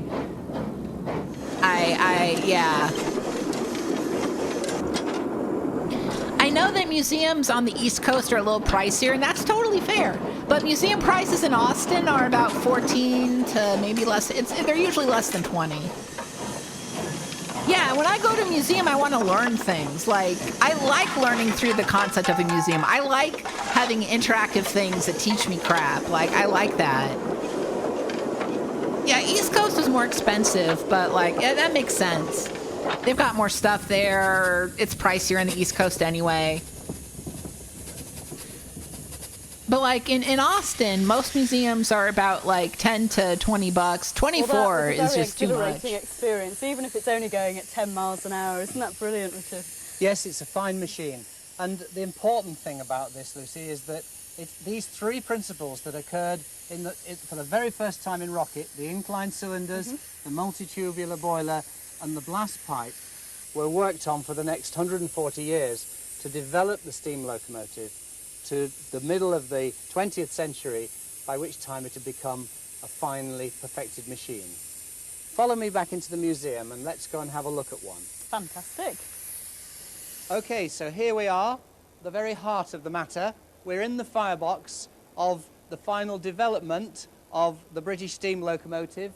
This is a mid-20th century steam locomotive which has been cut in half, and we can see all the things that we learned about on Rocket. Oh, yeah, the Ice Cream Museum is a chain. And yeah, the one in New York City is $50 fucking dollars, which is crazy. The firebox is a square room about the size of a big ass train, boy. And it's surrounded by water. Here at the sides, over the roof here, down the front. Yeah. I wish they would just be honest about what they are instead of being like, it's a museum. Because I love ice cream. You tell me there's a museum of ice cream, I'm like, oh boy, I can't wait to learn about my favorite treat. And then you go in and they're like, hey, Do you want to pose in the sprinkle pit? The sprinkle pit that gave people Legionnaire's disease, the one in New York, the sprinkle pit in New York City gave people disease, which is pretty cool. So yeah, you can go to the Museum of Ice Cream if you want to get diseases. Hold on. What was the disease people got at the Museum of Ice Cream? Let me look at that disease. So the heat is given up to the water and the steam collects in the space above. We're going to go through into the boiler now so that we can explain that in more detail. Here are the tubes that we saw coming out of the firebox. I'm standing here now inside this giant kettle, which of course wouldn't be possible when the locomotive was in steam. We've got a water level at this point here, and the fire is coming through these 200 tubes and passing forwards to the front end. Here is the highest point on the boiler. Yeah, if they call it the ice cream experience, I would much more appreciate it. Look at those, sorry about fucking, look at those tubes, man. Which the driver has control of. Being a kettle, but a kettle with the lid firmly jammed on, the steam is accumulating in this space up here. And when the driver wants to make the engine go, he operates this large tap, and the steam is taken from the highest point on the boiler and fed forward to the front of the engine, to the cylinders where all the work's done. Yeah, Right, so, okay, I'm looking it up, and smoke box of the locomotive. the hot sprinkle gases pool end up in coming NYC's through those Museum of tubes Ice we Cream, the saw $50 earlier. museum. The steam that the driver has allowed to come through from the top of the boiler got one person an ankle fracture because there's a big pool pit of sprinkles you're supposed to jump in, and apparently it doesn't have enough sprinkles or too many sprinkles, and people keep getting injured, which is pretty cool. The steam is shown in the pink color here, and the high pressure, high temperature steam is taken down to the cylinders. The hot gases in the meantime come through. Yeah, apparently there's a lot of TikToks of people wincing in pain after they jump into the pit, which is pretty cool. Here we are at the cylinders where the steam is the energy in the steam is converted into mechanical work. And remember that the steam the TwitchCon foam pit where people really got fucked up. What we've got in this area here. Here's what I would do. I would keep the sprinkle pit, but I would tell people don't jump. Just, crawl on in, swim around it like it's, ball pit. Which directs the steam. And if you watch very carefully, we can follow the path of the steam. I mean, if they're encouraged, the museum docents tell people to jump into the sprinkle pit of doom. So they're literally being told to jump in the sprinkle pit. So I feel bad. It's really they do assume that it should. When someone tells you something's going to be safe, you assume it will be. Push it as it pushes. They're not doing anher Dash Con, are they? Just like a pedal car. Okay, speaking of conventions, did you all hear about the book convention, the Millions of Lives book fiasco? Piston back, which then pulls the wheel. It was a Watch very carefully independent author-centered convention, whatchamacallit, and it had a fancy ball that you had to pay like $250 to go to, and it's the worst thing instead of a DJ, they just had a Bluetooth speaker on a chair, and it looked dog shit. Hold on, I'm looking this up to link it into chat. This is, oh God, hold on. And up the chimney with the hold on, I got to show you the Million of Lives ball. The sound that the steam locomotive makes. All right. As the steam goes up people call it the Fire Fest of Book Talk, which that we talked about is, there's no photos. You got to see. No, I need something with photos. No, I don't. Get the fuck away from TikTok. No. I want to see. Which is where we started. I want to. Okay, I want to see. I want to see the photos. It brings the fire to life. No. As that chuff from this steam goes out through the chimney, so the fire comes to life, and it physically picks up off the cool. And lifts. Sorry, I'm just going to link to this NBC News article about the convention. They didn't have chairs for the panels, so everyone had to sit on the floor, which is so good. 3 features that occurred in Rocket all those years ago that made no. They didn't have chairs for people to sit in, which is so funny. Is that Evening Star the very last I think this is worse than Willy Wonka. I think the Willy Wonka thing was better decorated. They also had places to sit. That's so funny. They didn't have a table for the moderator. Everyone just had to sit on the floor. That's so good. There's a lot more to it, but it really, learning about it made me smile because I was like, oh, I love scams. I don't think you should do scams, but scams are so funny. It's so funny when people do that. I'm sorry, it's not good. You shouldn't do that, but it's funny. Steam locomotive design. The engine's large boiler powered no less than 10 driving wheels, resulting in excellent adhesion. Oh, Mikey, that's so good. That's so good. Oh. Yertle? It was called Yertle? Like Yertle the turtle? Was the last steam locomotive like the famous evil turtle from Dr. Seuss days? And as a tribute to her place in railway history, she was named Evening Star. Hi, Evening Star. Cool train. The fitting of polished copper pipework was complemented by the addition of brass number and nameplates and a plaque proclaiming her status. Yeah, just declare insolvency, you're fine. She carries the ultimate Swindon embellishment. A copper-capped chimney. Did y'all hear about the Bridgerton ball in Detroit? That was great. That was another incident where people had to pay $200 for something, and it sucked. They were usually to be found and they had they hired a woman. They said the woman was going to do that kind of gymnastic ribbon type thing where they're in the hoops. You know, I don't know what that's called. But they couldn't afford it, so they had her do pole dancing instead, which was really funny. If I went to a Bridgerton-themed ball and a lady was pole dancing, I'd be like, this is sick, actually. This is exactly what happened back in the Bridgerton days, pole dancing. I feel bad because everyone was complaining about the pole dancer on TikTok, and the pole dancer had to come out being like, listen, I told them that they could hire me to do things other than pole dancing, and I discouraged the pole dancing, but they were like, lady, get on that pole for all the 1800s Bridgerton freaks. Yeah, let me find the Bridgerton ball for y'all. That was good. Were shoehorned into the British loading gauge to produce a diesel locomotive of greater power than had ever been found before on Britain's railways. When visitors come to the museum, they see a large number of Bridgerton Ball, Detroit. They're showing me like people are still doing other Bridgerton balls. I wouldn't after everything going on. Vehicles in the national collection. Oh wow! It was so bad. There's a Wikipedia article about it. Cool. However, they may be seen at other locations throughout the country because the NRM. There's a Wikipedia. That's so good. Collections to responsible borrowers.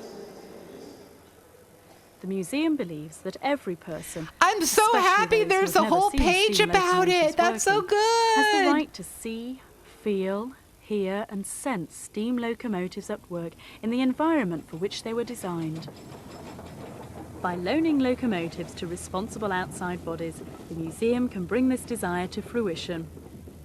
Many locomotives will never operate, a pole dancer named Tink the Fairy was hired 3 hours before the event started. Event organizers chose her to do pole dancing rather than her hair suspension, lever hoop, or aerial sling routines. Okay, see? That's so good.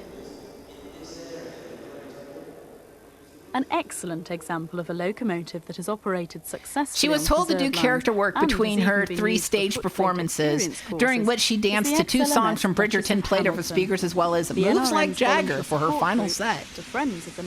At one point, the speakers played music by rapper Soulja Boy. That's so good. That's exactly what happens in Bridgerton. That's exactly what happens in Bridgerton. Locomotive is the ex-Southern Railway King Arthur class, number 777. Cool train.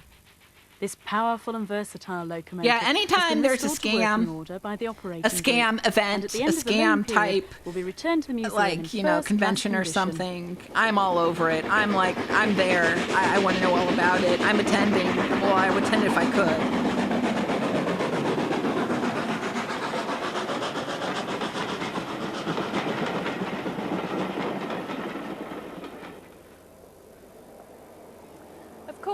All the locomotives. Anyway, so long story short, don't go into the sprinkle pit at the Museum of Ice Cream. Which would be his also, don't go to the Museum of Ice Cream Austin. They're closing very soon. They're closing, I think, at the end of the week. The Sterling single, this one here, 1870. I might go because I want to experience something. But especially important. But it's like $24, and $24 will get you dinner at Kirby Lane. So it's like, what's a better experience? The sprinkle pit where you'll get diseases, or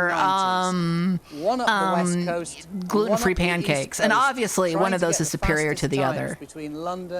Sorry, Kirby Lane is a chain of breakfast, lunch, dinner diners, American food mostly. Really good, actually. They have a really good gluten-free selection. I need to go because when I last donated blood, I got a coupon for a free appetizer from Kirby Lane.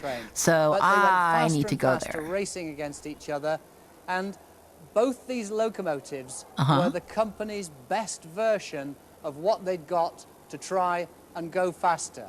So here we have the you heard him. We got to try to go faster. This is full of function rather than form. It's built to a price. It's built meanly and sparely, and there is very little actual extra decoration on it.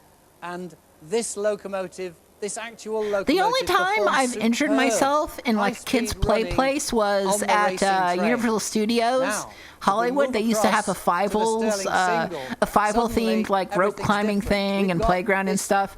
I went there once and I slipped on the ropes and got a horrible rope burn on my leg. It hurt. It hurt real bad. Beautiful radii, the dome. And after that, I was like, "Fuck Five-hole.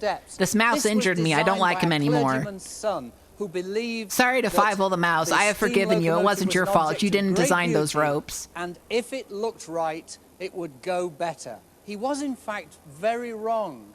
And the interesting bit about it is that you'll see that this locomotive has no dome on top of the boiler. No dome? Get out of here. High point for the steam to collect in. Driving a steam locomotive is like driving a bath of water down the street. If you brake hard, the water all slops out over the taps. If you accelerate, it all comes out over the other end. Hey, does anybody want to drive a bathtub like in a 1920s cartoon? I guess it was more 1930s. I don't think Felix the Cat rode a lot of bathtubs. Yeah, me too. I want to drive a bathtub through the streets. Inside it collects the steam.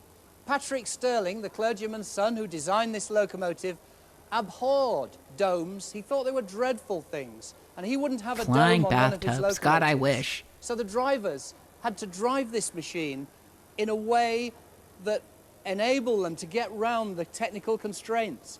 Here we have the form of the object is actually compromising its function. Oh. This is the antithesis of washing machine engineering. If you turn a washing machine Fuck your washing machine. to try and change a belt, the first thing that happens is that you cut your hands on all the nasty sharp edges. Yeah, fuck that. It's designed to last the guarantee period. It's a really nasty piece of work that performs its function. This is a nasty piece of work. Nasty trains. Forever, don't mean a thing. Its function is compromised by it not having a dome. Oh, you nasty trains. Of course, there's much more to a railway than just the locomotives. And the NRM concerns itself with all aspects of railway operations. All aspects? These buildings were themselves once part of the North Eastern Railway's huge operations centre here at York. This, the Great Hall, was once the North Shed, one of 3 engine sheds where 150 locomotives were checked and prepared for work every day. A lot of locomotives. The South Hall was originally a goods depot. Yeah. What if you want a nasty train?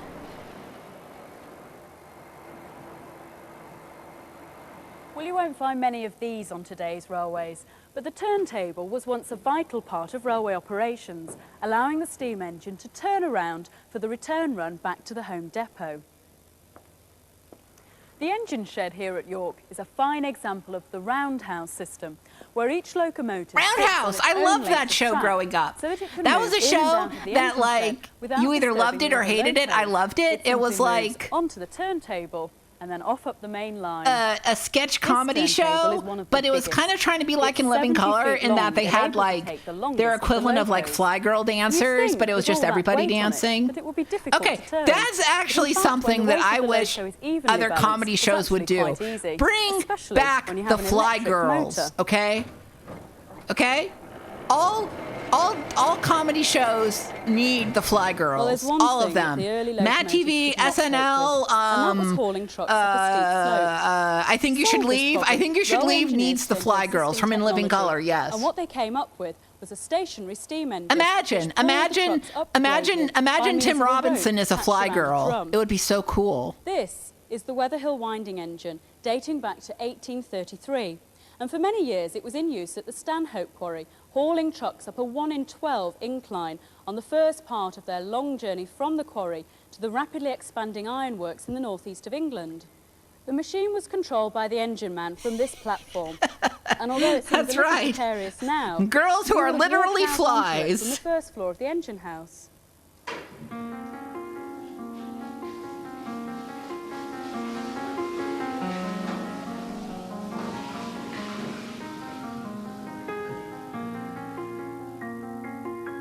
Okay, so a little history on the Ice Cream Museum of Austin. It originally used to be something called the Grand Lux Cafe, and if you don't know what the Grand Lux Cafe is, it's like a it's a high-end version of the Cheesecake Factory. I'm not kidding.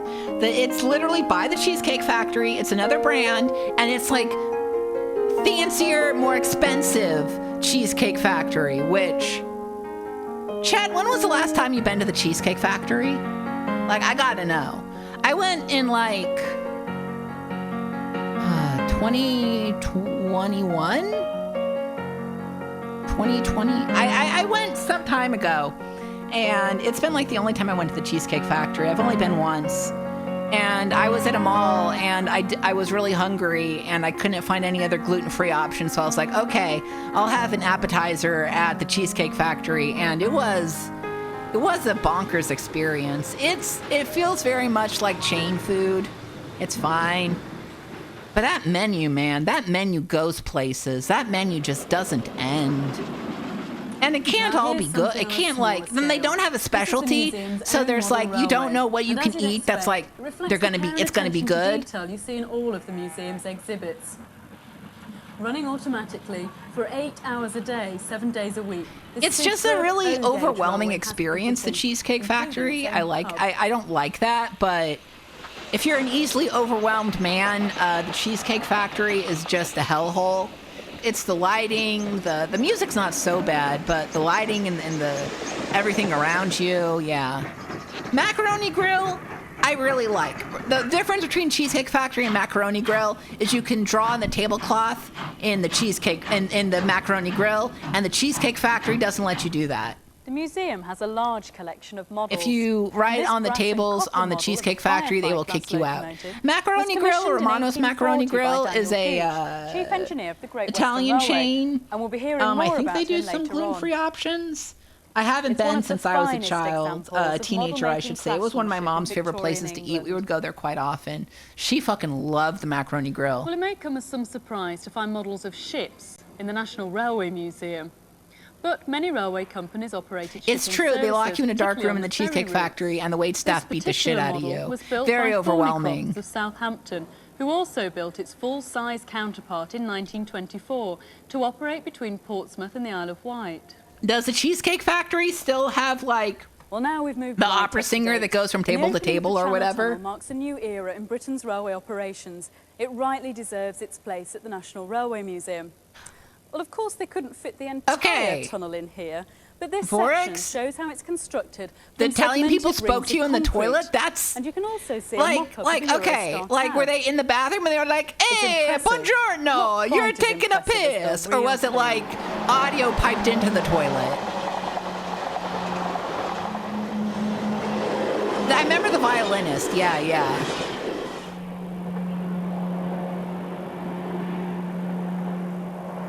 Goodbye, train. This is the library.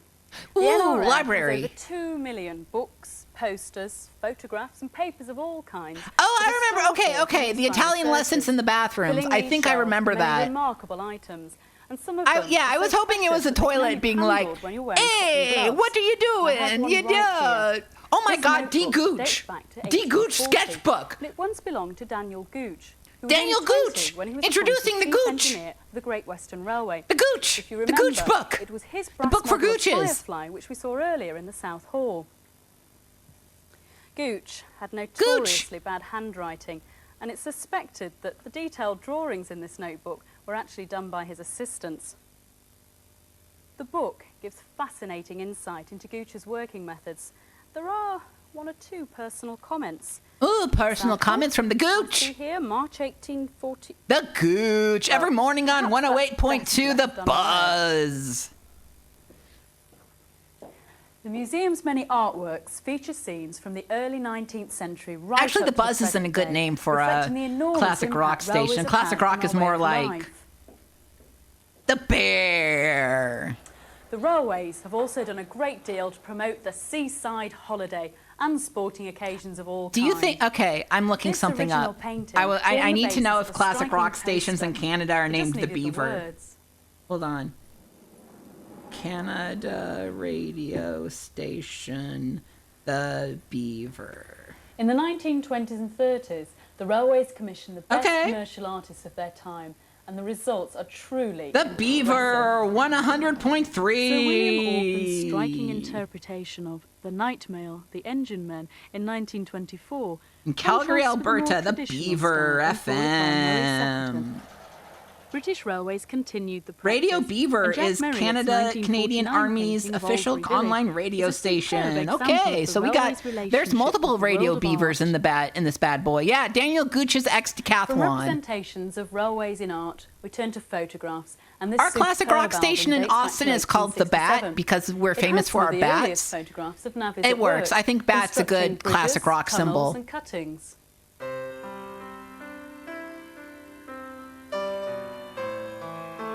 The Bat, the Eagle is a classic one.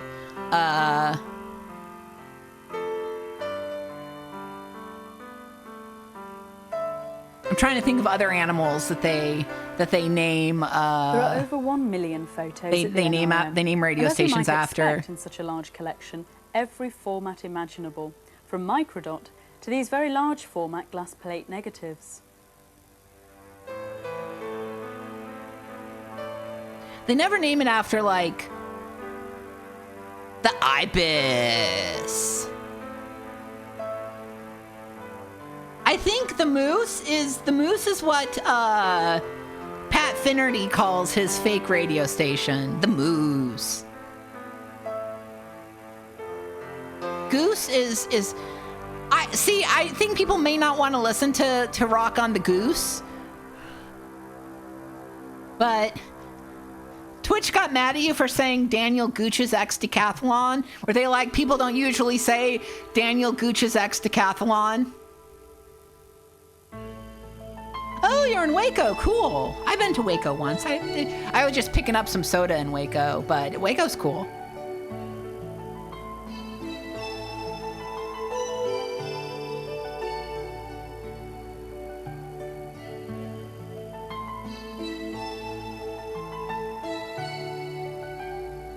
Okay, so let me tell you all the tale of Dublin Dr. Pepper. There's a city in Texas called Dublin, Texas, that has one of the original Dr. Pepper bottling plants. And what was special about their special bottling plant is that they used the same formula as back in the day. So it was a place in Dublin, Texas, you could get cane sugar Dr. Pepper, and it tasted fucking amazing. It was great. It was called Dublin Dr. Pepper, and only they could do it.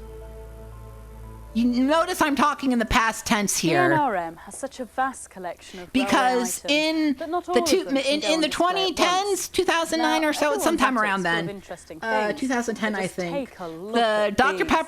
Pepper, the They're main all corporation of Dr. fascinating in their Pepper own way. was like, Each one hey, has a you story can't to bottle tell, this and they delicious all have Dr. a Pepper place that tastes in amazing railway anymore. history. we're doing our own cane sugar Dr. Pepper.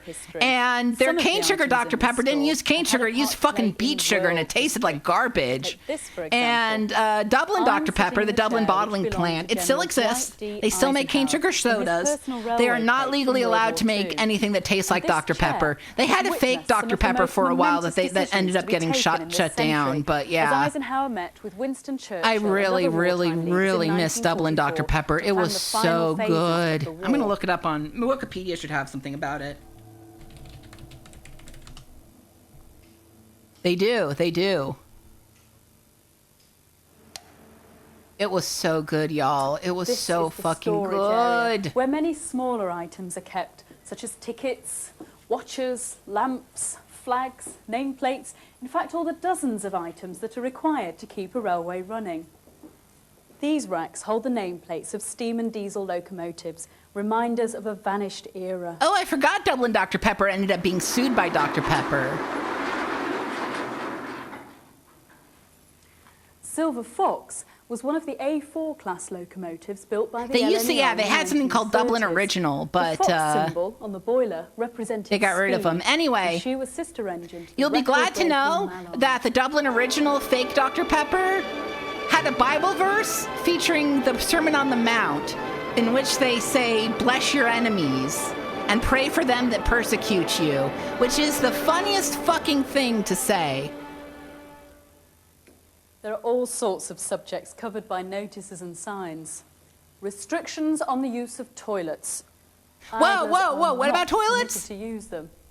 And this one here, workers will be fined 2 shillings and 6pence if they leave work before the whistle, by order. And over here, are we supposed to believe that Victorian horses were so well educated they could actually read this sign at a Camden goods depot? Building a railway commenced with cutting the first sod. And for this you need a spade. A spade? No ordinary gardening tool. Cool. The spades were all ornately decorated. Why are they so fancy? You're gonna get it all dirty. In this case, Lady Northcote, who cut the first sod of the Exeter Tane Valley and Chagford Railway in 1884, and she was rewarded by being allowed to keep the spade. Some railways went even further and cut up the first sod as if it were a wedding cake and put it into presentation boxes for VIPs.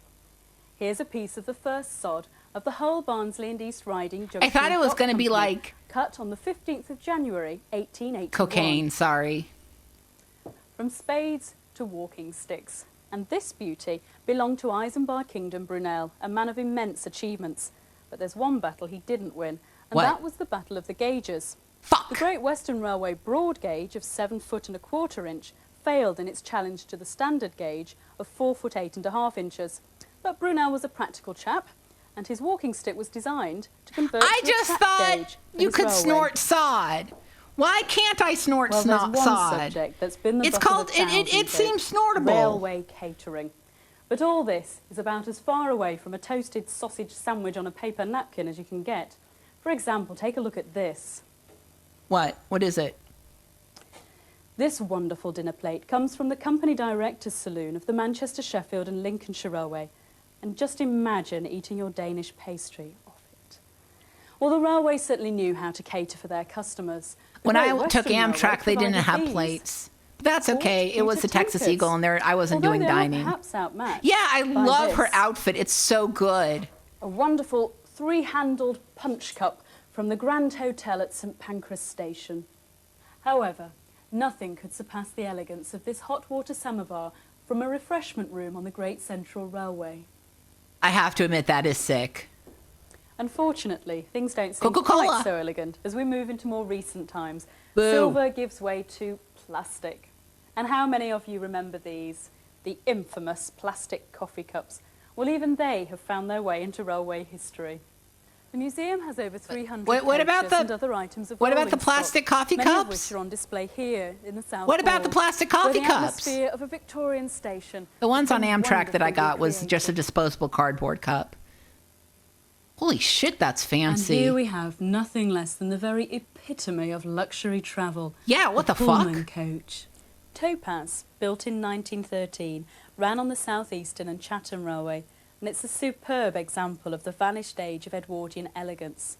From the comfort of their velvet armchairs, the traveller can admire the intricate veneers and inlays, these lovely brass lamps with their silk shades, and if you're in need of refreshment, a simple touch of the button summons the attendant for afternoon tea.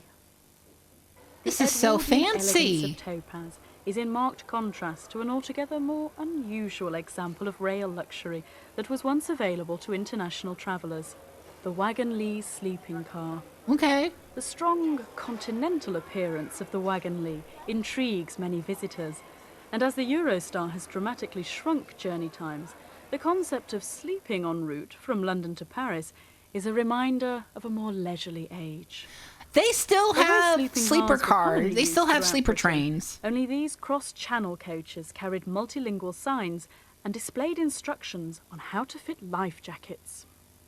Altogether, 18 coaches were built in 1936 for the inaugural night ferry sleeper service introduced to link London and Europe, with travellers able to retire to their beds in London. Yeah, and it's arrive expensive in and Paris. slow. The thing is, short trips are actually not so bad. Short trips in Texas on the Amtrak are actually cheaper than the bus. It's really nice. Like it's cheaper to take a train to Temple or Waco than it is to take the bus there, which is really nice. Although World War II interrupted the service, I wish it was Amtrak were quickly faster though. reintroduced We as have continental travel high-speed became more rail popular with the technically British in public. Florida, the Brightline, and they keep talking about bringing Brightline to Texas, but I've heard a lot of iffy things about riding Brightline. I've heard it's not that good, in the 1960s but and I don't know. 70s, the appeal of car and air travel rose rapidly, and in 1980, the night ferry finally ceased, bringing to Aw, an rip end night one of ferry. Britain's most exotic and fascinating rail services.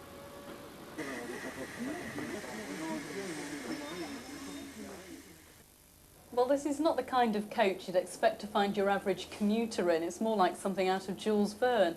I've got Richard here to explain exactly what it is. Yeah, what is this, dude? Well, this is called a dynamometer car, and a dynamometer car is really a mobile laboratory, and it's used to test all the different parameters that come out of a steam locomotive and to assess its performance. It looks incredibly complicated, but it's actually fairly straightforward. If we try and imagine that the coach is really a big spring balance between the engine and the train, and when the engine pulls hard on this carriage, then this very giant steampunk spring core. that's underneath the floor drives this pen backwards. So as the engine pulls harder, so this pen moves. Now in front of us, we've got a table with rollers either side. And this piece of paper moves across the table, and the faster the train moves, Oh the yeah, faster the yeah. paper moves. Amtrak has like If the train pricing. goes It's 10 always times more as fast, expensive paper around goes spring 10 break and times as stuff like that. And all the various measurements. I got lucky that I had to go a bunch in October, and no one wanted to go to paper. fucking take the train That in might sound October. I very guess it was just like complicated, but really me and a what it couple of. means Man, is a that lot of if British you're gonna people go like to for a take record, Amtrak. Every time I rode what you Amtrak, need there was to someone do British there, is to which have is the cool. proof No, that Will you've got the towards record. It's Brits. no good coming back and saying, I've just done 126 miles an hour with the steam locomotive. So what you've got to do is to prove it, and this piece of paper, because it's travelling at a known speed, proves the speed that the locomotive ran at. The technicians who worked in here were able to communicate with the staff on the footplate, the driver and fireman and the inspector, via the microphone which is here and the loudspeaker which is above our heads. It was very difficult to make conversation sensible in here because there'd be a lot of noise at high speed. In 1938, nobody was supposed to be going for the record. It was a bad time. Britain was getting ready for World War II. And Yeah, Germany had World War just got II, the not record. It good. was 125 miles an hour. Only the driver, Man. Joe Duddington, and the fireman, Tommy Bray, I need to read really Beano. knew what was going to happen. I need to know They'd more prepared the engine, about. which was 5 I only months see old Biffo at in its excerpts. prime. I need to The see what engine he's was, really if it had been like. 5 hours old, it would have been tight. If it had been 5 years old, it would have been slack. But 5 months old, perfect. And gradually the speed climbed. And as they chased down Stoke Bank and got to a place called Little Bytham on the 3rd of I mean, July, I'm not reading it on 1938, stream. I would be that's reading it like in when my free time for 126 funsies. miles an hour was recorded. And of course everybody then said, well, isn't it marvellous? But before then, this vehicle, which remember that it was built in just at the turn of the century. They were running on track that wasn't like the modern welded track now. It was bouncing around, the crockery was falling out of the cupboards. It must have been really exciting. I remember and, Banana Man very from exhilarating for the Nickelodeon people as involved. well. And this is I the think I was a actual Banana Man locomotive fan as a which kid. broke the world record on that momentous day in 1938. Mallard was one of 35 A4 class locomotives Why did constructed I by the like? I London don't know and why I Northeastern liked Railway's Doncaster Banana Works, Man, but I designed was by real their into chief him. mechanical engineer, Sir Nigel Gresley. The futuristic Glass. streamlined casing captured the public's imagination, and from their introduction in 1935, Yeah, I the liked class weird proved stuff to as a be an kid. That was probably outstanding why I was into success, it. allowing the acceleration of express services to Leeds and Edinburgh. When Mallard entered service in 1938, the A4s had become established as the racehorses of the East Coast Main Line, Big regularly train. reaching speeds of over 100 miles per hour. The with goodies, huh? Let me take a guarantees. look at that. The early summer of 1938 saw regular test trains powered by the A4s, but on Sunday the 3rd of July that year, Sir Nigel Gresley had another test in mind. On the return journey to London, Grantham was passed at a leisurely 24 miles per hour. But Hi, I'm looking within at the 10 goodies. minutes, What the Mallard's fuck? phenomenal acceleration had whisked her 240-ton What? train to over 100 miles per hour. With her huge driving wheels revolving at an incredible 8 times per second, Mallard roared down Stoke Bank, setting a world record for steam I guess I traction gotta watch that the is unbroken goodies. to this I day, guess. 126 Do I need miles to? per hour. In 1948, commemorative plaques were fitted to Mallard's streamlined casing, detailing her achievements in attaining the highest recorded speed for a steam locomotive. Finally, in April 1963, after covering almost 1.5 million miles, Mallard was withdrawn from service. But her unique place in railway history guaranteed her survival, and her restoration to the original garter blue livery. Okay, was a so the fitting goodies is tribute like to the world's monkeys. I do like the fastest steam monkeys. locomotive. I am a big monkeys freak, a monkey's head.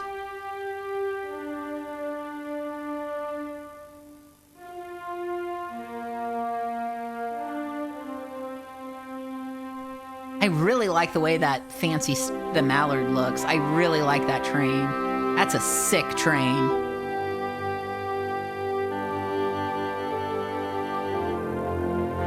I haven't seen the new monkeys. They terrify me.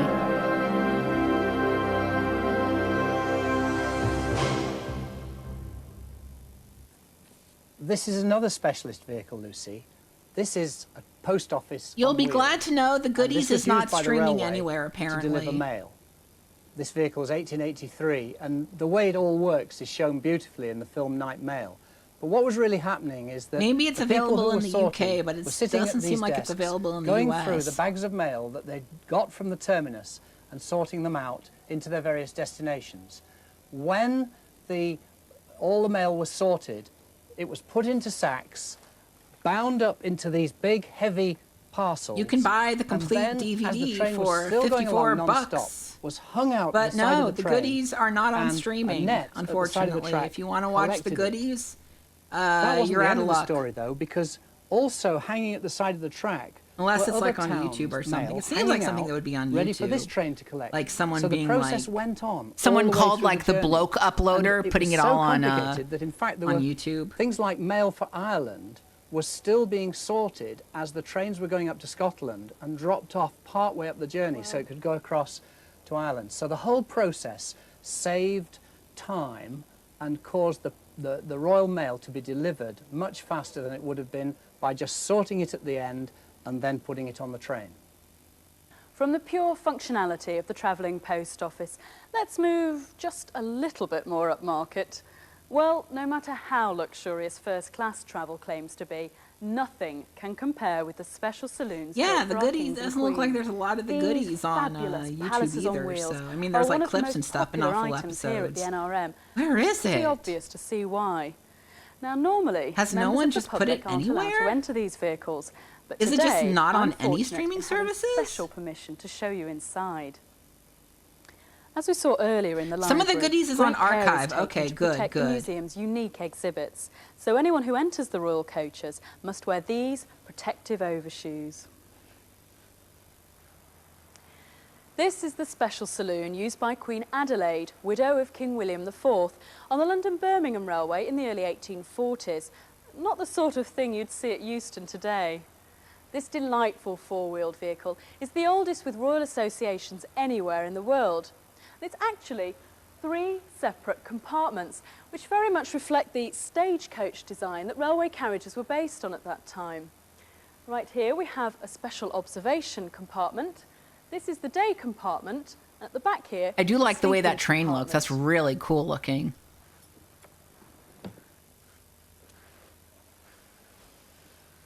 Well, by day, this is a normal compartment. Very comfortable it is too. By night, But sexton. when Queen Adelaide wanted to take a royal nap, all she had to do was to convert these 2 seats to get a full-length bed. You see here, the back of this seat actually lifts up and can be fastened safely into position. Oh. And then you slide your legs inside to a special compartment built on the end of the coach. Leg compartment. And usually these compartments were used for storing the royal mail, but in this coach it's for Queen Adelaide's feet. This coach last saw service in 1847 and was immediately preserved for posterity. Queen Victoria was the first reigning monarch to travel by train in 1842, and this saloon was originally built as 2 smaller coaches by the London and North Western Railway in 1869. It was linked by a flexible gangway, which the Queen refused to use when the train was in motion. When the train was modernised in 1895, because Queen Victoria was so fond of the 2 coaches, the railway companies, eager to please, agreed that the 2 could be combined together into 1 unit, and you can still see where the joint is. Oh. OK, so now let's take a look inside and see what it's like.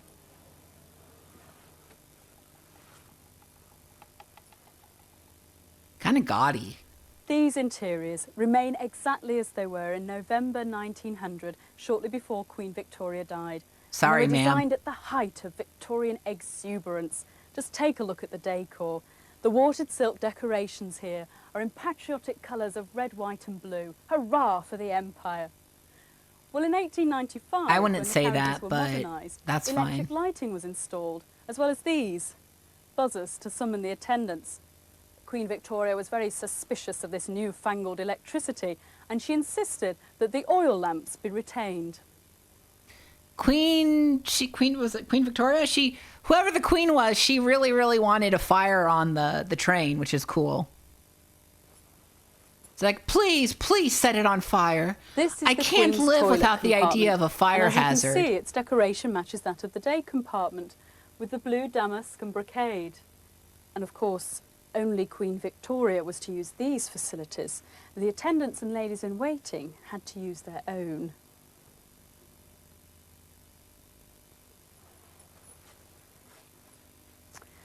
Well, this is the Queen's sleeping compartment. Ah. And as you can see, there are 2 beds, because she was often accompanied on her rail journeys by her daughters, Princess Helena and Louise, or by her granddaughter, Princess Victoria, and they considered it a great honour to travel this way. At the end of the carriage is this compartment, decorated in gold silk, and it's here that the ladies in waiting would relax until summoned to attend the Queen by a large electric bell. King Edward VII didn't want to use the vehicles built for his mother, so he had no less than 3 new royal trains constructed by various railway companies. And these 2 coaches were built for the King and his Queen by the London and North Western Railway in 1902. And they're regarded by many as the finest example of railway carriage building ever achieved in Britain. So let's take a look inside. Ooh.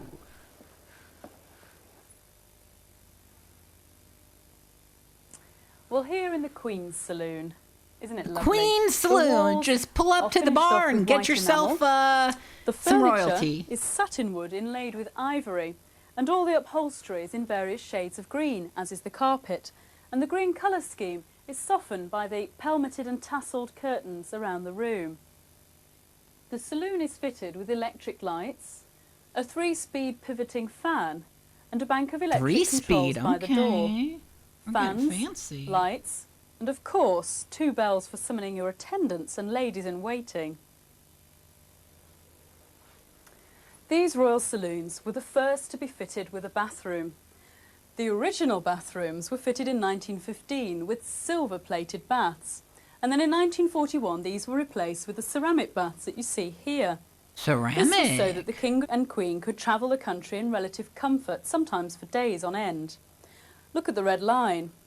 Tradition has it that this was a wartime economy measure, a 5-inch water depth, but it's equally likely that it's the safe filling depth for a bath in a moving train, so that water doesn't slosh out onto the carpet.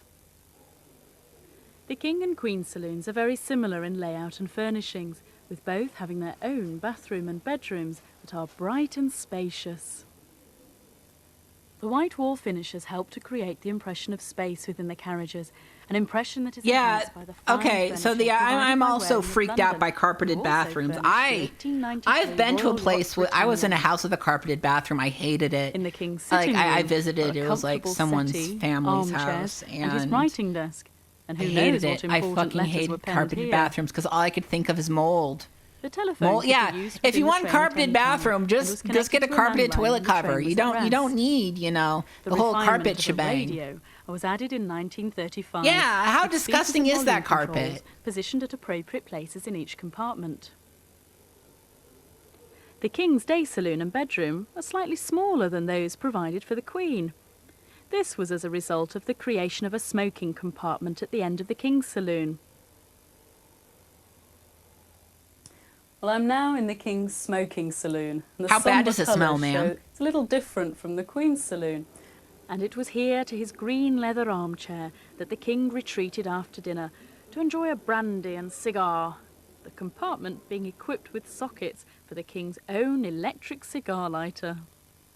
Electric cigar With lighter? their air of magnificent opulence, it's easy to see why the royal coaches are an irresistible attraction for many visitors. However, the smooth passage of even royal trains, not to mention the hundreds of commuter and express trains, goods and work trains which ran daily on the railway, depended on 1,001 everyday items, which, although they're The frequently child at home had a ignored or carpeted hidden from bathroom and view, the carpet had a wood crucial tile to the pattern on railway's it. efficient That's operation. That's Fortunately, unhinged. at the I end of love their that working Seraphis life, cane. Many of these items found their way into the fascinating mosaic of railway history that is the National Railway Museum.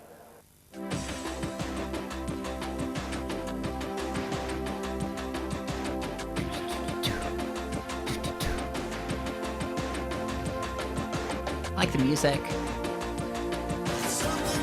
Exactly. Total magic.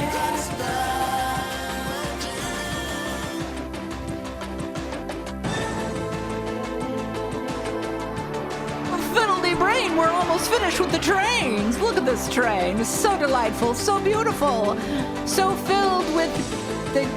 You know what train? I like all trains, but there's one train I dislike, and that is Train the Band. Train the Band, not a fan.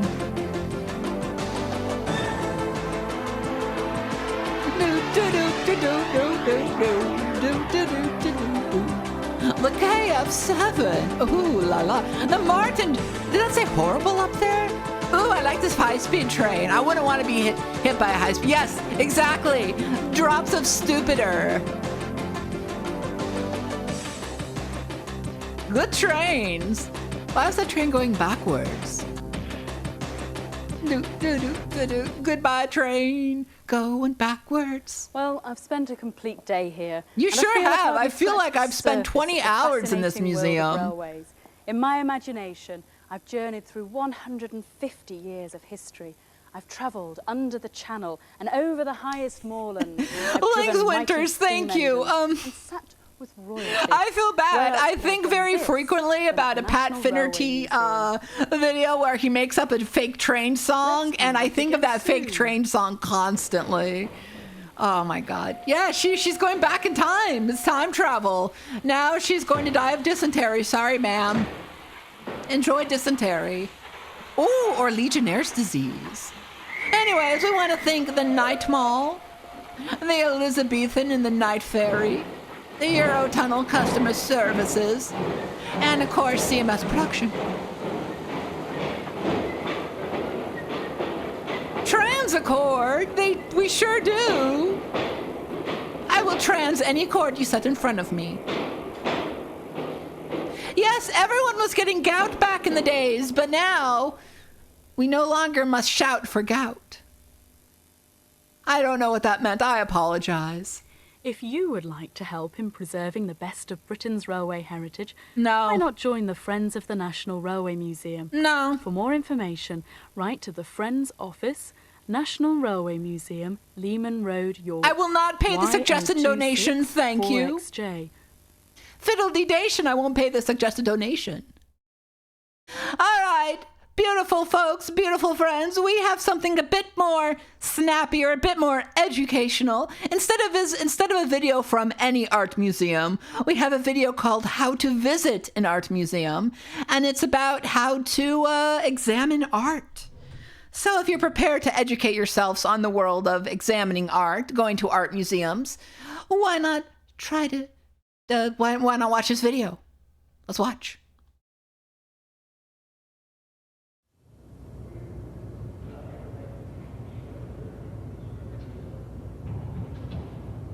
I also do this.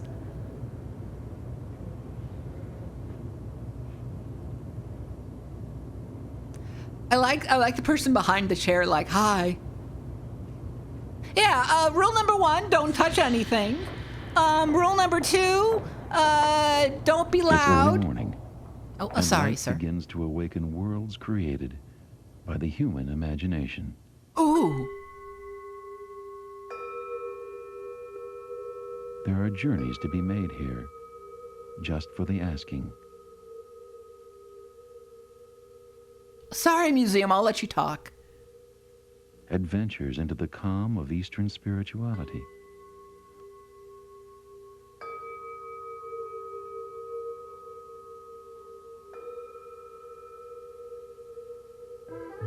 Or into the excitement and beauty of 19th century Paris. Ooh la la.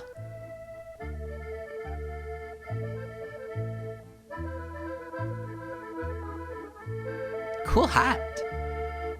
Ma'am, why are you doing? What's with all those oranges? What will you do with those? Michigan Avenue will be opening in 3 minutes. 3 minutes? Journeys back into biblical times. Oh, he died.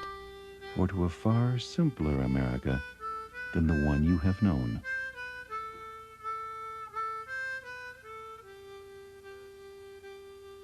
I despise a simpler America. I want a very complicated, wretched America. You might want to imagine the eerie tales of a pre-Columbian storyteller.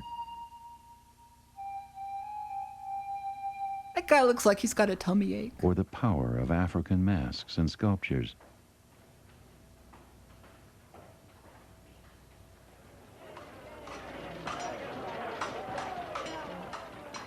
Or wonder how a knight so burdened with steel could fight anyone. He couldn't, it sucked. He would just flop over. The other people would carry a big magnet and just pull him across the road. Those medieval magnets.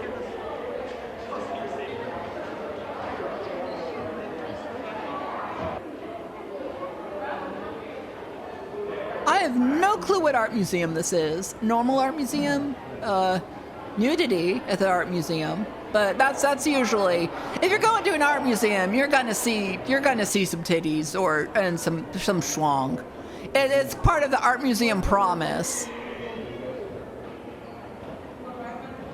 When you wander through a museum, the motto of the art every museum is, it's not wrong to face-to-face schlong. with a fresh way of seeing the world that is not your own. This, for example, by Klaus Oldenburg. And we're going to do a little drawing of it. Some people might think a clothespin of any size is out of place in a museum. No. But this particular clothespin can help tell us what art is often about and what museums are for. We'll try to keep these drawings real simple. Museums are for clothespins. With other objects in a little while. Oh, look at the little babies using a viewfinder. So cool. Oh, those are very nice, Daryl. I like your details. It's sort of like a puzzle. First of all, for the moment, our normal frame of reference dissolves. These visitors have found themselves in a different world, In this case, the land of the giants. Kid, that's pretty good. That's actually it's like pretty seeing a good. clothespin for the first time. How did it make you feel when you were doing that, when you were looking up at it and drawing it? It made me feel small. It made you feel small. It made me feel small. In a way, art is like that. We look at an object created out of someone else's imagination. Fiddle-dee-ball, art makes and you feel for one small. brief moment, we enter a world very different from our own. And from then on, it becomes part of what we are. Does it remind you of anything now? You can look at me and look at the clothespin. Christopher? It's like a tunnel. It looks like it has legs. Like it has legs. It almost looks like a person, doesn't it? And Oldenburg wants us to think of those kinds of things when we're looking at everyday objects. He's trying to transform them into something else to make us look at them in a new way. Oh, that's that's the concept of art itself, to transform things and make us view them differently. You're each going to have to close your Perhaps eyes. art is about seeing the world in a different way. Oh, you got the And toilet pull brush, something kid. up. I'm sorry. I'm sorry for the toilet brush, kid. Oh.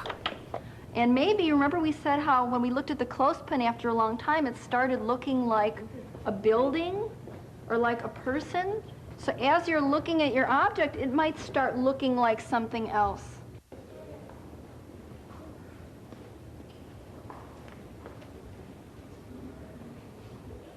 Museums try to put all Cool. these worlds and all these adventures into some kind of framework. Galleries may exhibit paintings or sculpture grouped according to the decades or centuries during which they were created, such as the 20th century or some other someone period. ate a sour lemon. Organized like this, galleries would include very different ways of seeing and presenting the world by artists living in the same general era. The strength of a museum's collections often determines how its art is best displayed for the benefit of visitors. That much of a clue, but do we know what kind of a figure it is? If this is a reclining figure, then do we see arms and legs? Use the charcoal in different ways. You can take the charcoal and lay it on its side and get real broad strokes, and they're going to be fairly light. So you see the charcoal can really do a lot of things.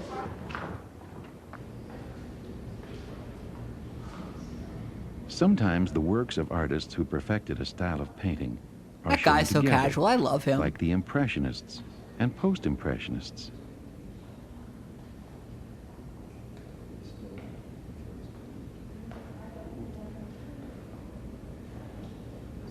Or, separate galleries may be set aside for the art of particularly well-defined cultures.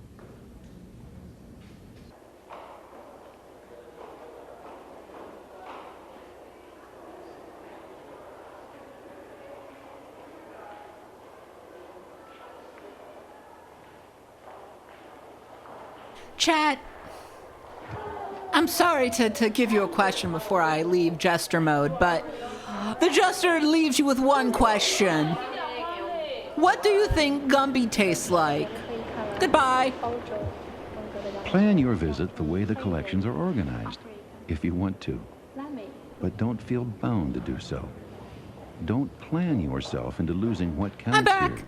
Gumby tastes bad, minty, like hatred, like Play-Doh, like The sense of going spearmint. beyond yourself Undistinct, and rubbery entering clay. someone Clay does else's taste pretty bad. imagination. Sweet, but kind of bland. I think he would taste like Silly Putty, but you know me and Silly Putty. I'm always eating it. Yep. Side-eyeing me there. That's fine. That's the look Buttons gives me when he wants tuna. By reading a comment of Monet, who asked he was Museums have all sorts of ways to help you see and feel the riches that lie within their walls. That is true. He writes, I am grinding away. If a museum is free in town, I've been there. I've actually think I've been to every free museum in Austin. We've already seen one at work. Here is another. Bernardo Martorell's painting of St. George killing the dragon is rich in detail. Let's see, free museums in Austin. We got the Visual Arts Center at UT. We've also Close got observation can the pull together the elements of a painting UT story Museum. There's just a and regular deepen the UT first impression you get from museum about UT football and UT sports.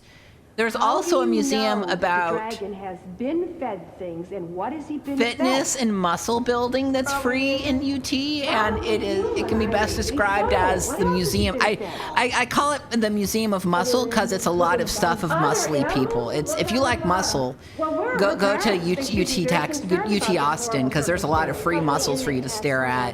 What is the art? There's also the Carver Museum in Austin, which is really, really good. That one's free. It's attached to a library as well. You could make many journeys. What is the other one? Oh, the Susanna Dickinson Museum is really good.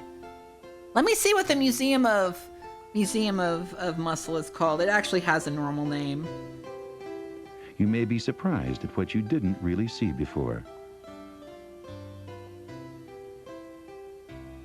This painting is rather dark, but it's certainly rich in detail. That is rich in detail.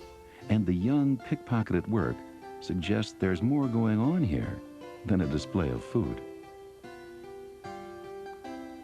The museum is called the Stark Center for Physical Culture and Sports. It is in the UT football stadium, upper floor, and Still, food has it's always been free. a favorite subject And for it's artists. a lot of information about fitness culture, muscle building culture. They have a library filled with the world's oldest fitness routines and museums. It's pretty cool if you're interested in that. Exploring the way family life has been presented through the imagination of different There artists are a few museums that might do make an free interesting days trip. on Thursdays that I haven't been to, but I will go sometime. Not this Thursday though. I got stuff to do this Thursday. I'm doing the patron gauntlet.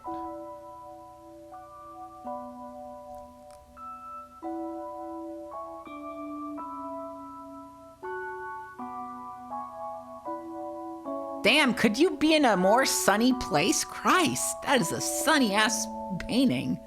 Sorry, painting. Or Hey, perhaps Nighthawks! The most interesting of all. I don't care about American a Gothic. I want to see journey into Nighthawks the again. human heart. Yeah, I forget what the art museum there's a Pay Art Museum at UT that's not the Contemporary. The Contemporary is another museum. Yeah, I gotta check out the free museums this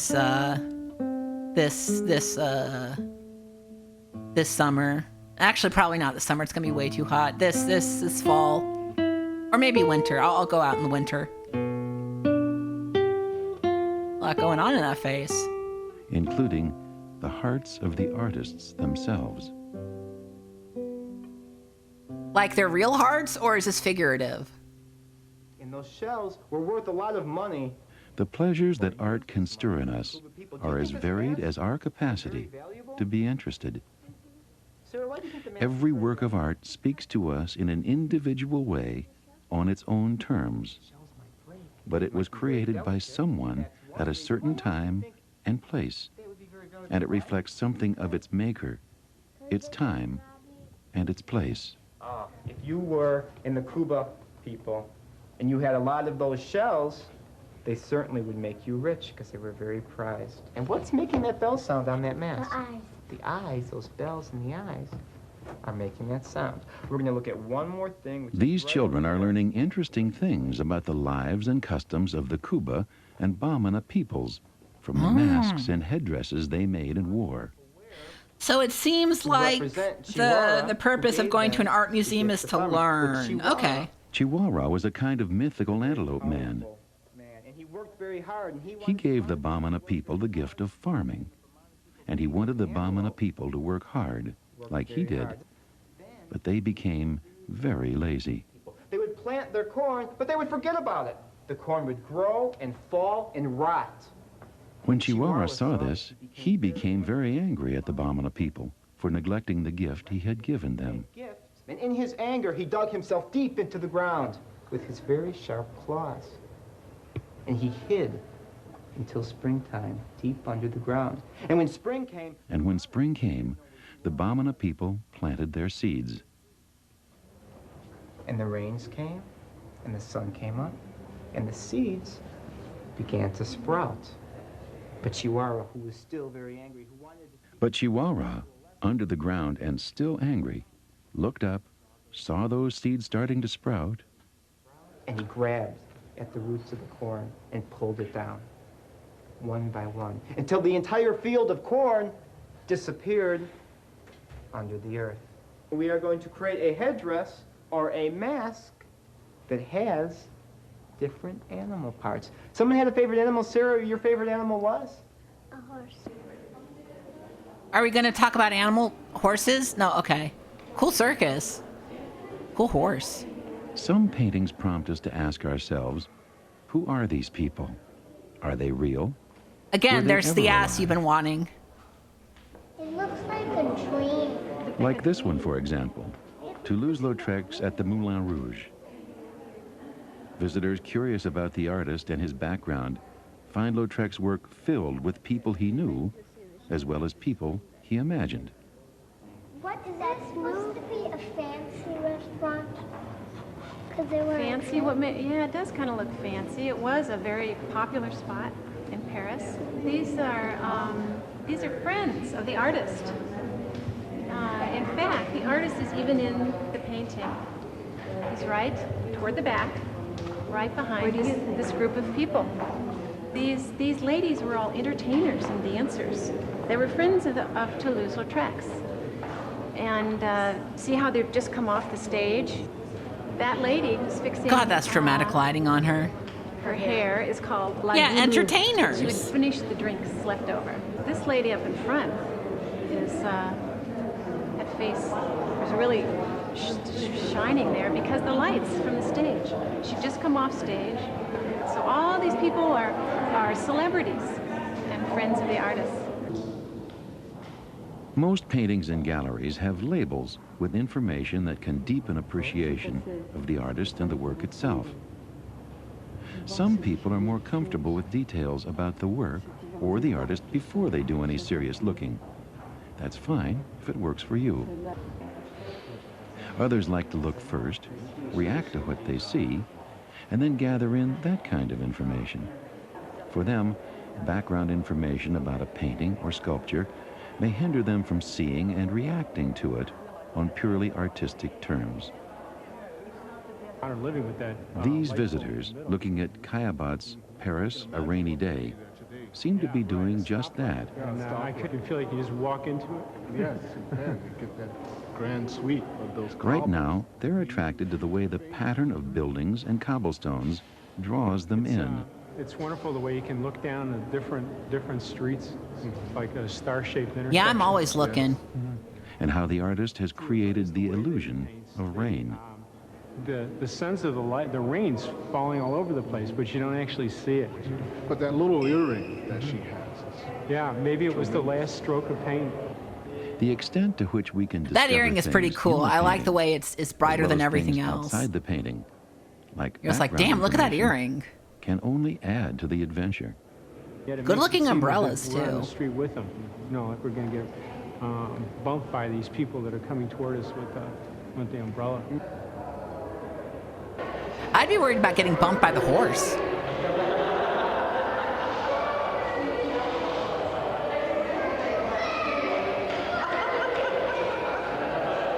Sometimes people can't seem to agree on things. That can happen. Oh, that must be a Turner. People have their own interests, backgrounds, and ways of looking at things. That's true. Yeah, this like Art Institute of Chicago? Okay, cool. Some prefer to go alone. I need to go to Chicago sometime. I need to see the Bean. I need to ride the rail, the subway, the metro. I need to ride that. I need to find a place that does Chicago dogs with gluten-free buns. I'm sure that exists. Includes a small detail that could easily be missed. And I think there's more ships here than meet the eye. I need to see Chicago-style wrestling. There's a lot of them. Oh, look at that one in the background. I know. Doesn't it look different? It's different. Chicago seems so neat. I haven't been to Chicago or New York or Florida. I've been to California, Arizona, New Mexico, and Texas. I've literally only been to the Southwest my entire life. The of steam power adds layers of meaning to this moment of sea drama. Wrestling's just popular in Chicago, so I call it. There isn't a particular style up in Chicago, but they got a good indie wrestling scene. You might want to separate from time to make your discoveries privately. You can always arrange a time and place, pick up where you left off, and finish your visit together.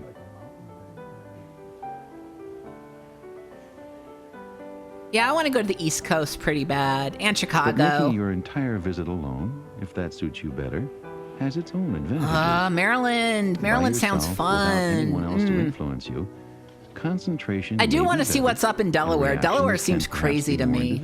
Not as crazy as Utah. I still, for some reason, when we moved, our ISP now thinks that for some reason it gets the right location for everyone else in the household, including me on my phone and everything. But if I use picture framing, this computer, just this computer, the arrangement of artworks, it thinks that I'm in Provo, Utah, which I am not. I am not in Provo, and I'm not using a VPN either. I don't know why they think I'm in Utah. Every work will be displayed to give the viewer the most pleasure and understanding. I want to go to Maryland because I want to eat a bunch of seafood. I want to eat seafood until I explode, and there's like bits of Alex everywhere. But looking at objects that are similar, flat, colored surfaces, one after the other, for a day or an afternoon, or even a few hours, that can finally become tedious. Taking in too many similar sensations in a relatively short time can create what is often called museum fatigue, and we've all felt it at one time or another.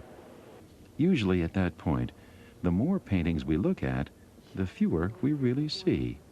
Our eyes begin to glaze over, and the images start running together. There are immediate remedies for this, of course. Shift gears. Change the pace. Change the scene. Have a cup of coffee or a soft drink. If sheer hunger has added to this momentary fatigue, have a meal. Man, yeah, museum cafe food sucks. I'm sorry. I've never had good museum cafe food. I assume it doesn't exist. Or just get off your feet. Other strategies may block museum fatigue altogether. But if you're already the only place I've recently got museum fatigue was at the Bullock, and that was because it was just too much shit to do and too much walking. What these things do is museum food, it's not like terrible, but it's like theme park food where it can be, it's just kind of meh. Bad. Drawing forces you to really see what's there. Seeing, not a fine sketch, is the point. Isolating the Central Library used to have a restaurant in it. I never ate there, but I did grab coffee there once or twice. And it's gone now. They got rid of the restaurant at the Central Library in Austin, and that makes sense. It was kind of overpriced, and it didn't have a lot of gluten-free food. Also, it served booze, and I'm a firm believer that you shouldn't sell booze at a library. I think that's a really bad idea. I do not think you should be getting people drunk at the library. I think that's a terrible, terrible idea. Like, really bad. When it's framed, just look at the three fishermen. Yeah, they had specialty cocktails based on books and everything. Yeah, the thing is, getting drunk makes you loud. Another kind of thing. And you're gonna have you want a bunch of drunk tourists at the library? Is that what you want? Do we need that? We can go to 6th Street if we want drunk tourists. The other boat. See it? I see everything. You see everything now. Anyways, they got rid of the restaurant and the booze, but they added a 3D printer / maker station area, so it's pretty cool. Okay. What about you, Alexander? We're focusing. Yeah, those viewfinders are cool. I used to, back when I was in art class in community college, I had one of those, and yeah. Which part of the painting do you prefer now? That little house down the road. Oh, okay. I like the big church there. Do you prefer seeing the whole painting, or you like to see it? I like the whole Different village, parts. actually. Oh. I like seeing different parts. Sorry, I love these kids' commentary. No, go back to the kids. A camera does much the same thing. And if equipped with a zoom lens, even more.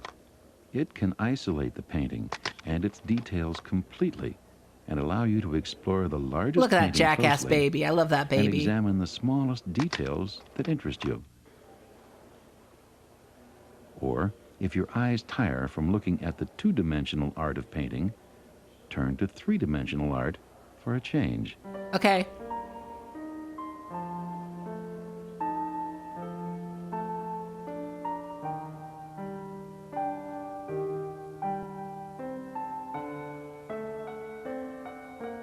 Cool room.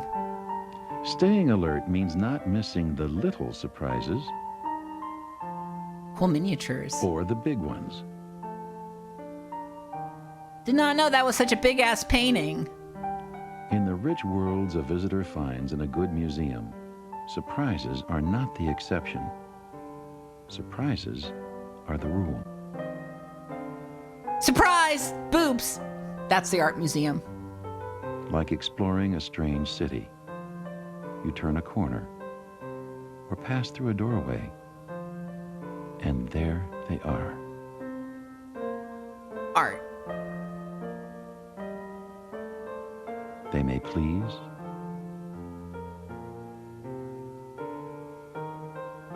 they may perplex, Love some Magritte. They got the train coming out of the fireplace. they may frighten.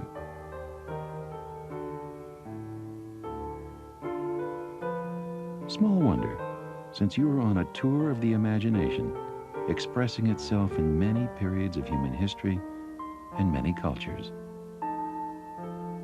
Some familiar, some less so. Cool. We step into the room of someone else's imagination. Eyeball. We may be stirred, or we may not. Big eyeball staring down at you. Vague feelings may turn into understanding. We may learn, we may discover.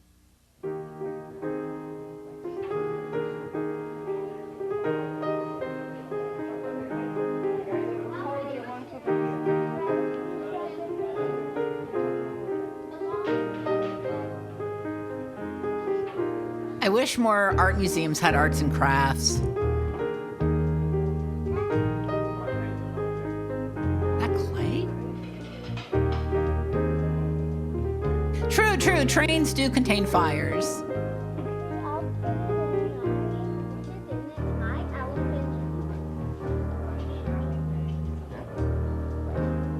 Yeah, kids' museums have this kind of stuff. They usually don't let adults do this sort of thing. They're like, hey, you're not a 10-year-old. You're not an 8-year-old. Don't have fun. And I'm like, aw.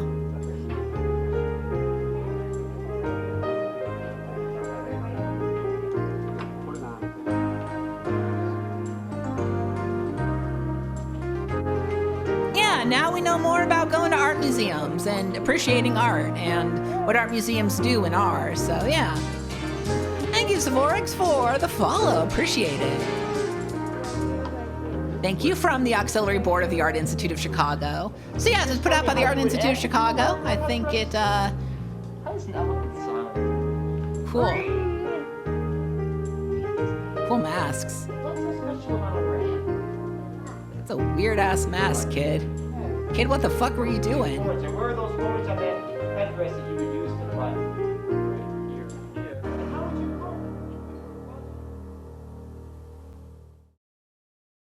All right, and that was today's visit to art museums and regular museums and the Megarific Museum and the Railway Museum. I hope you feel more educated now. I hope you feel good about museums and that you consider going to a museum in the future. So, before I leave, real quick, we are doing the patron request gauntlet on RetroPals. So I'm going to drop the link to our Patreon there. Everyone who is subscribed to RetroPals at the $5 tier can give us a game to play for at least 10 minutes. So if you want to join up, now's a good time to join the RetroPals Patreon. I am also on RetroPals with Sarduce. Let me just put that link in the chat. Join us. Follow us, and we will be streaming. Why are you not doing the regular I did shout out wrong. There we go. And yeah, I've been setting up all the games for the PC stuff. So yeah, it'll be pretty good. So check us out there if you'd like. And thank you so much to It's the Blue for the follow. All right, let me find a channel to raid before I head on off of here. Oh, cool. Let's see. It looks like Adam Admar is streaming. Yeah. They are a nebulous beard creature, which is pretty sick. I love that kind of thing. So let's raid Adam. And yeah, have a good day. I hope y'all have a wonderful day. And thank you all so very much for watching my trip to museums. Bye.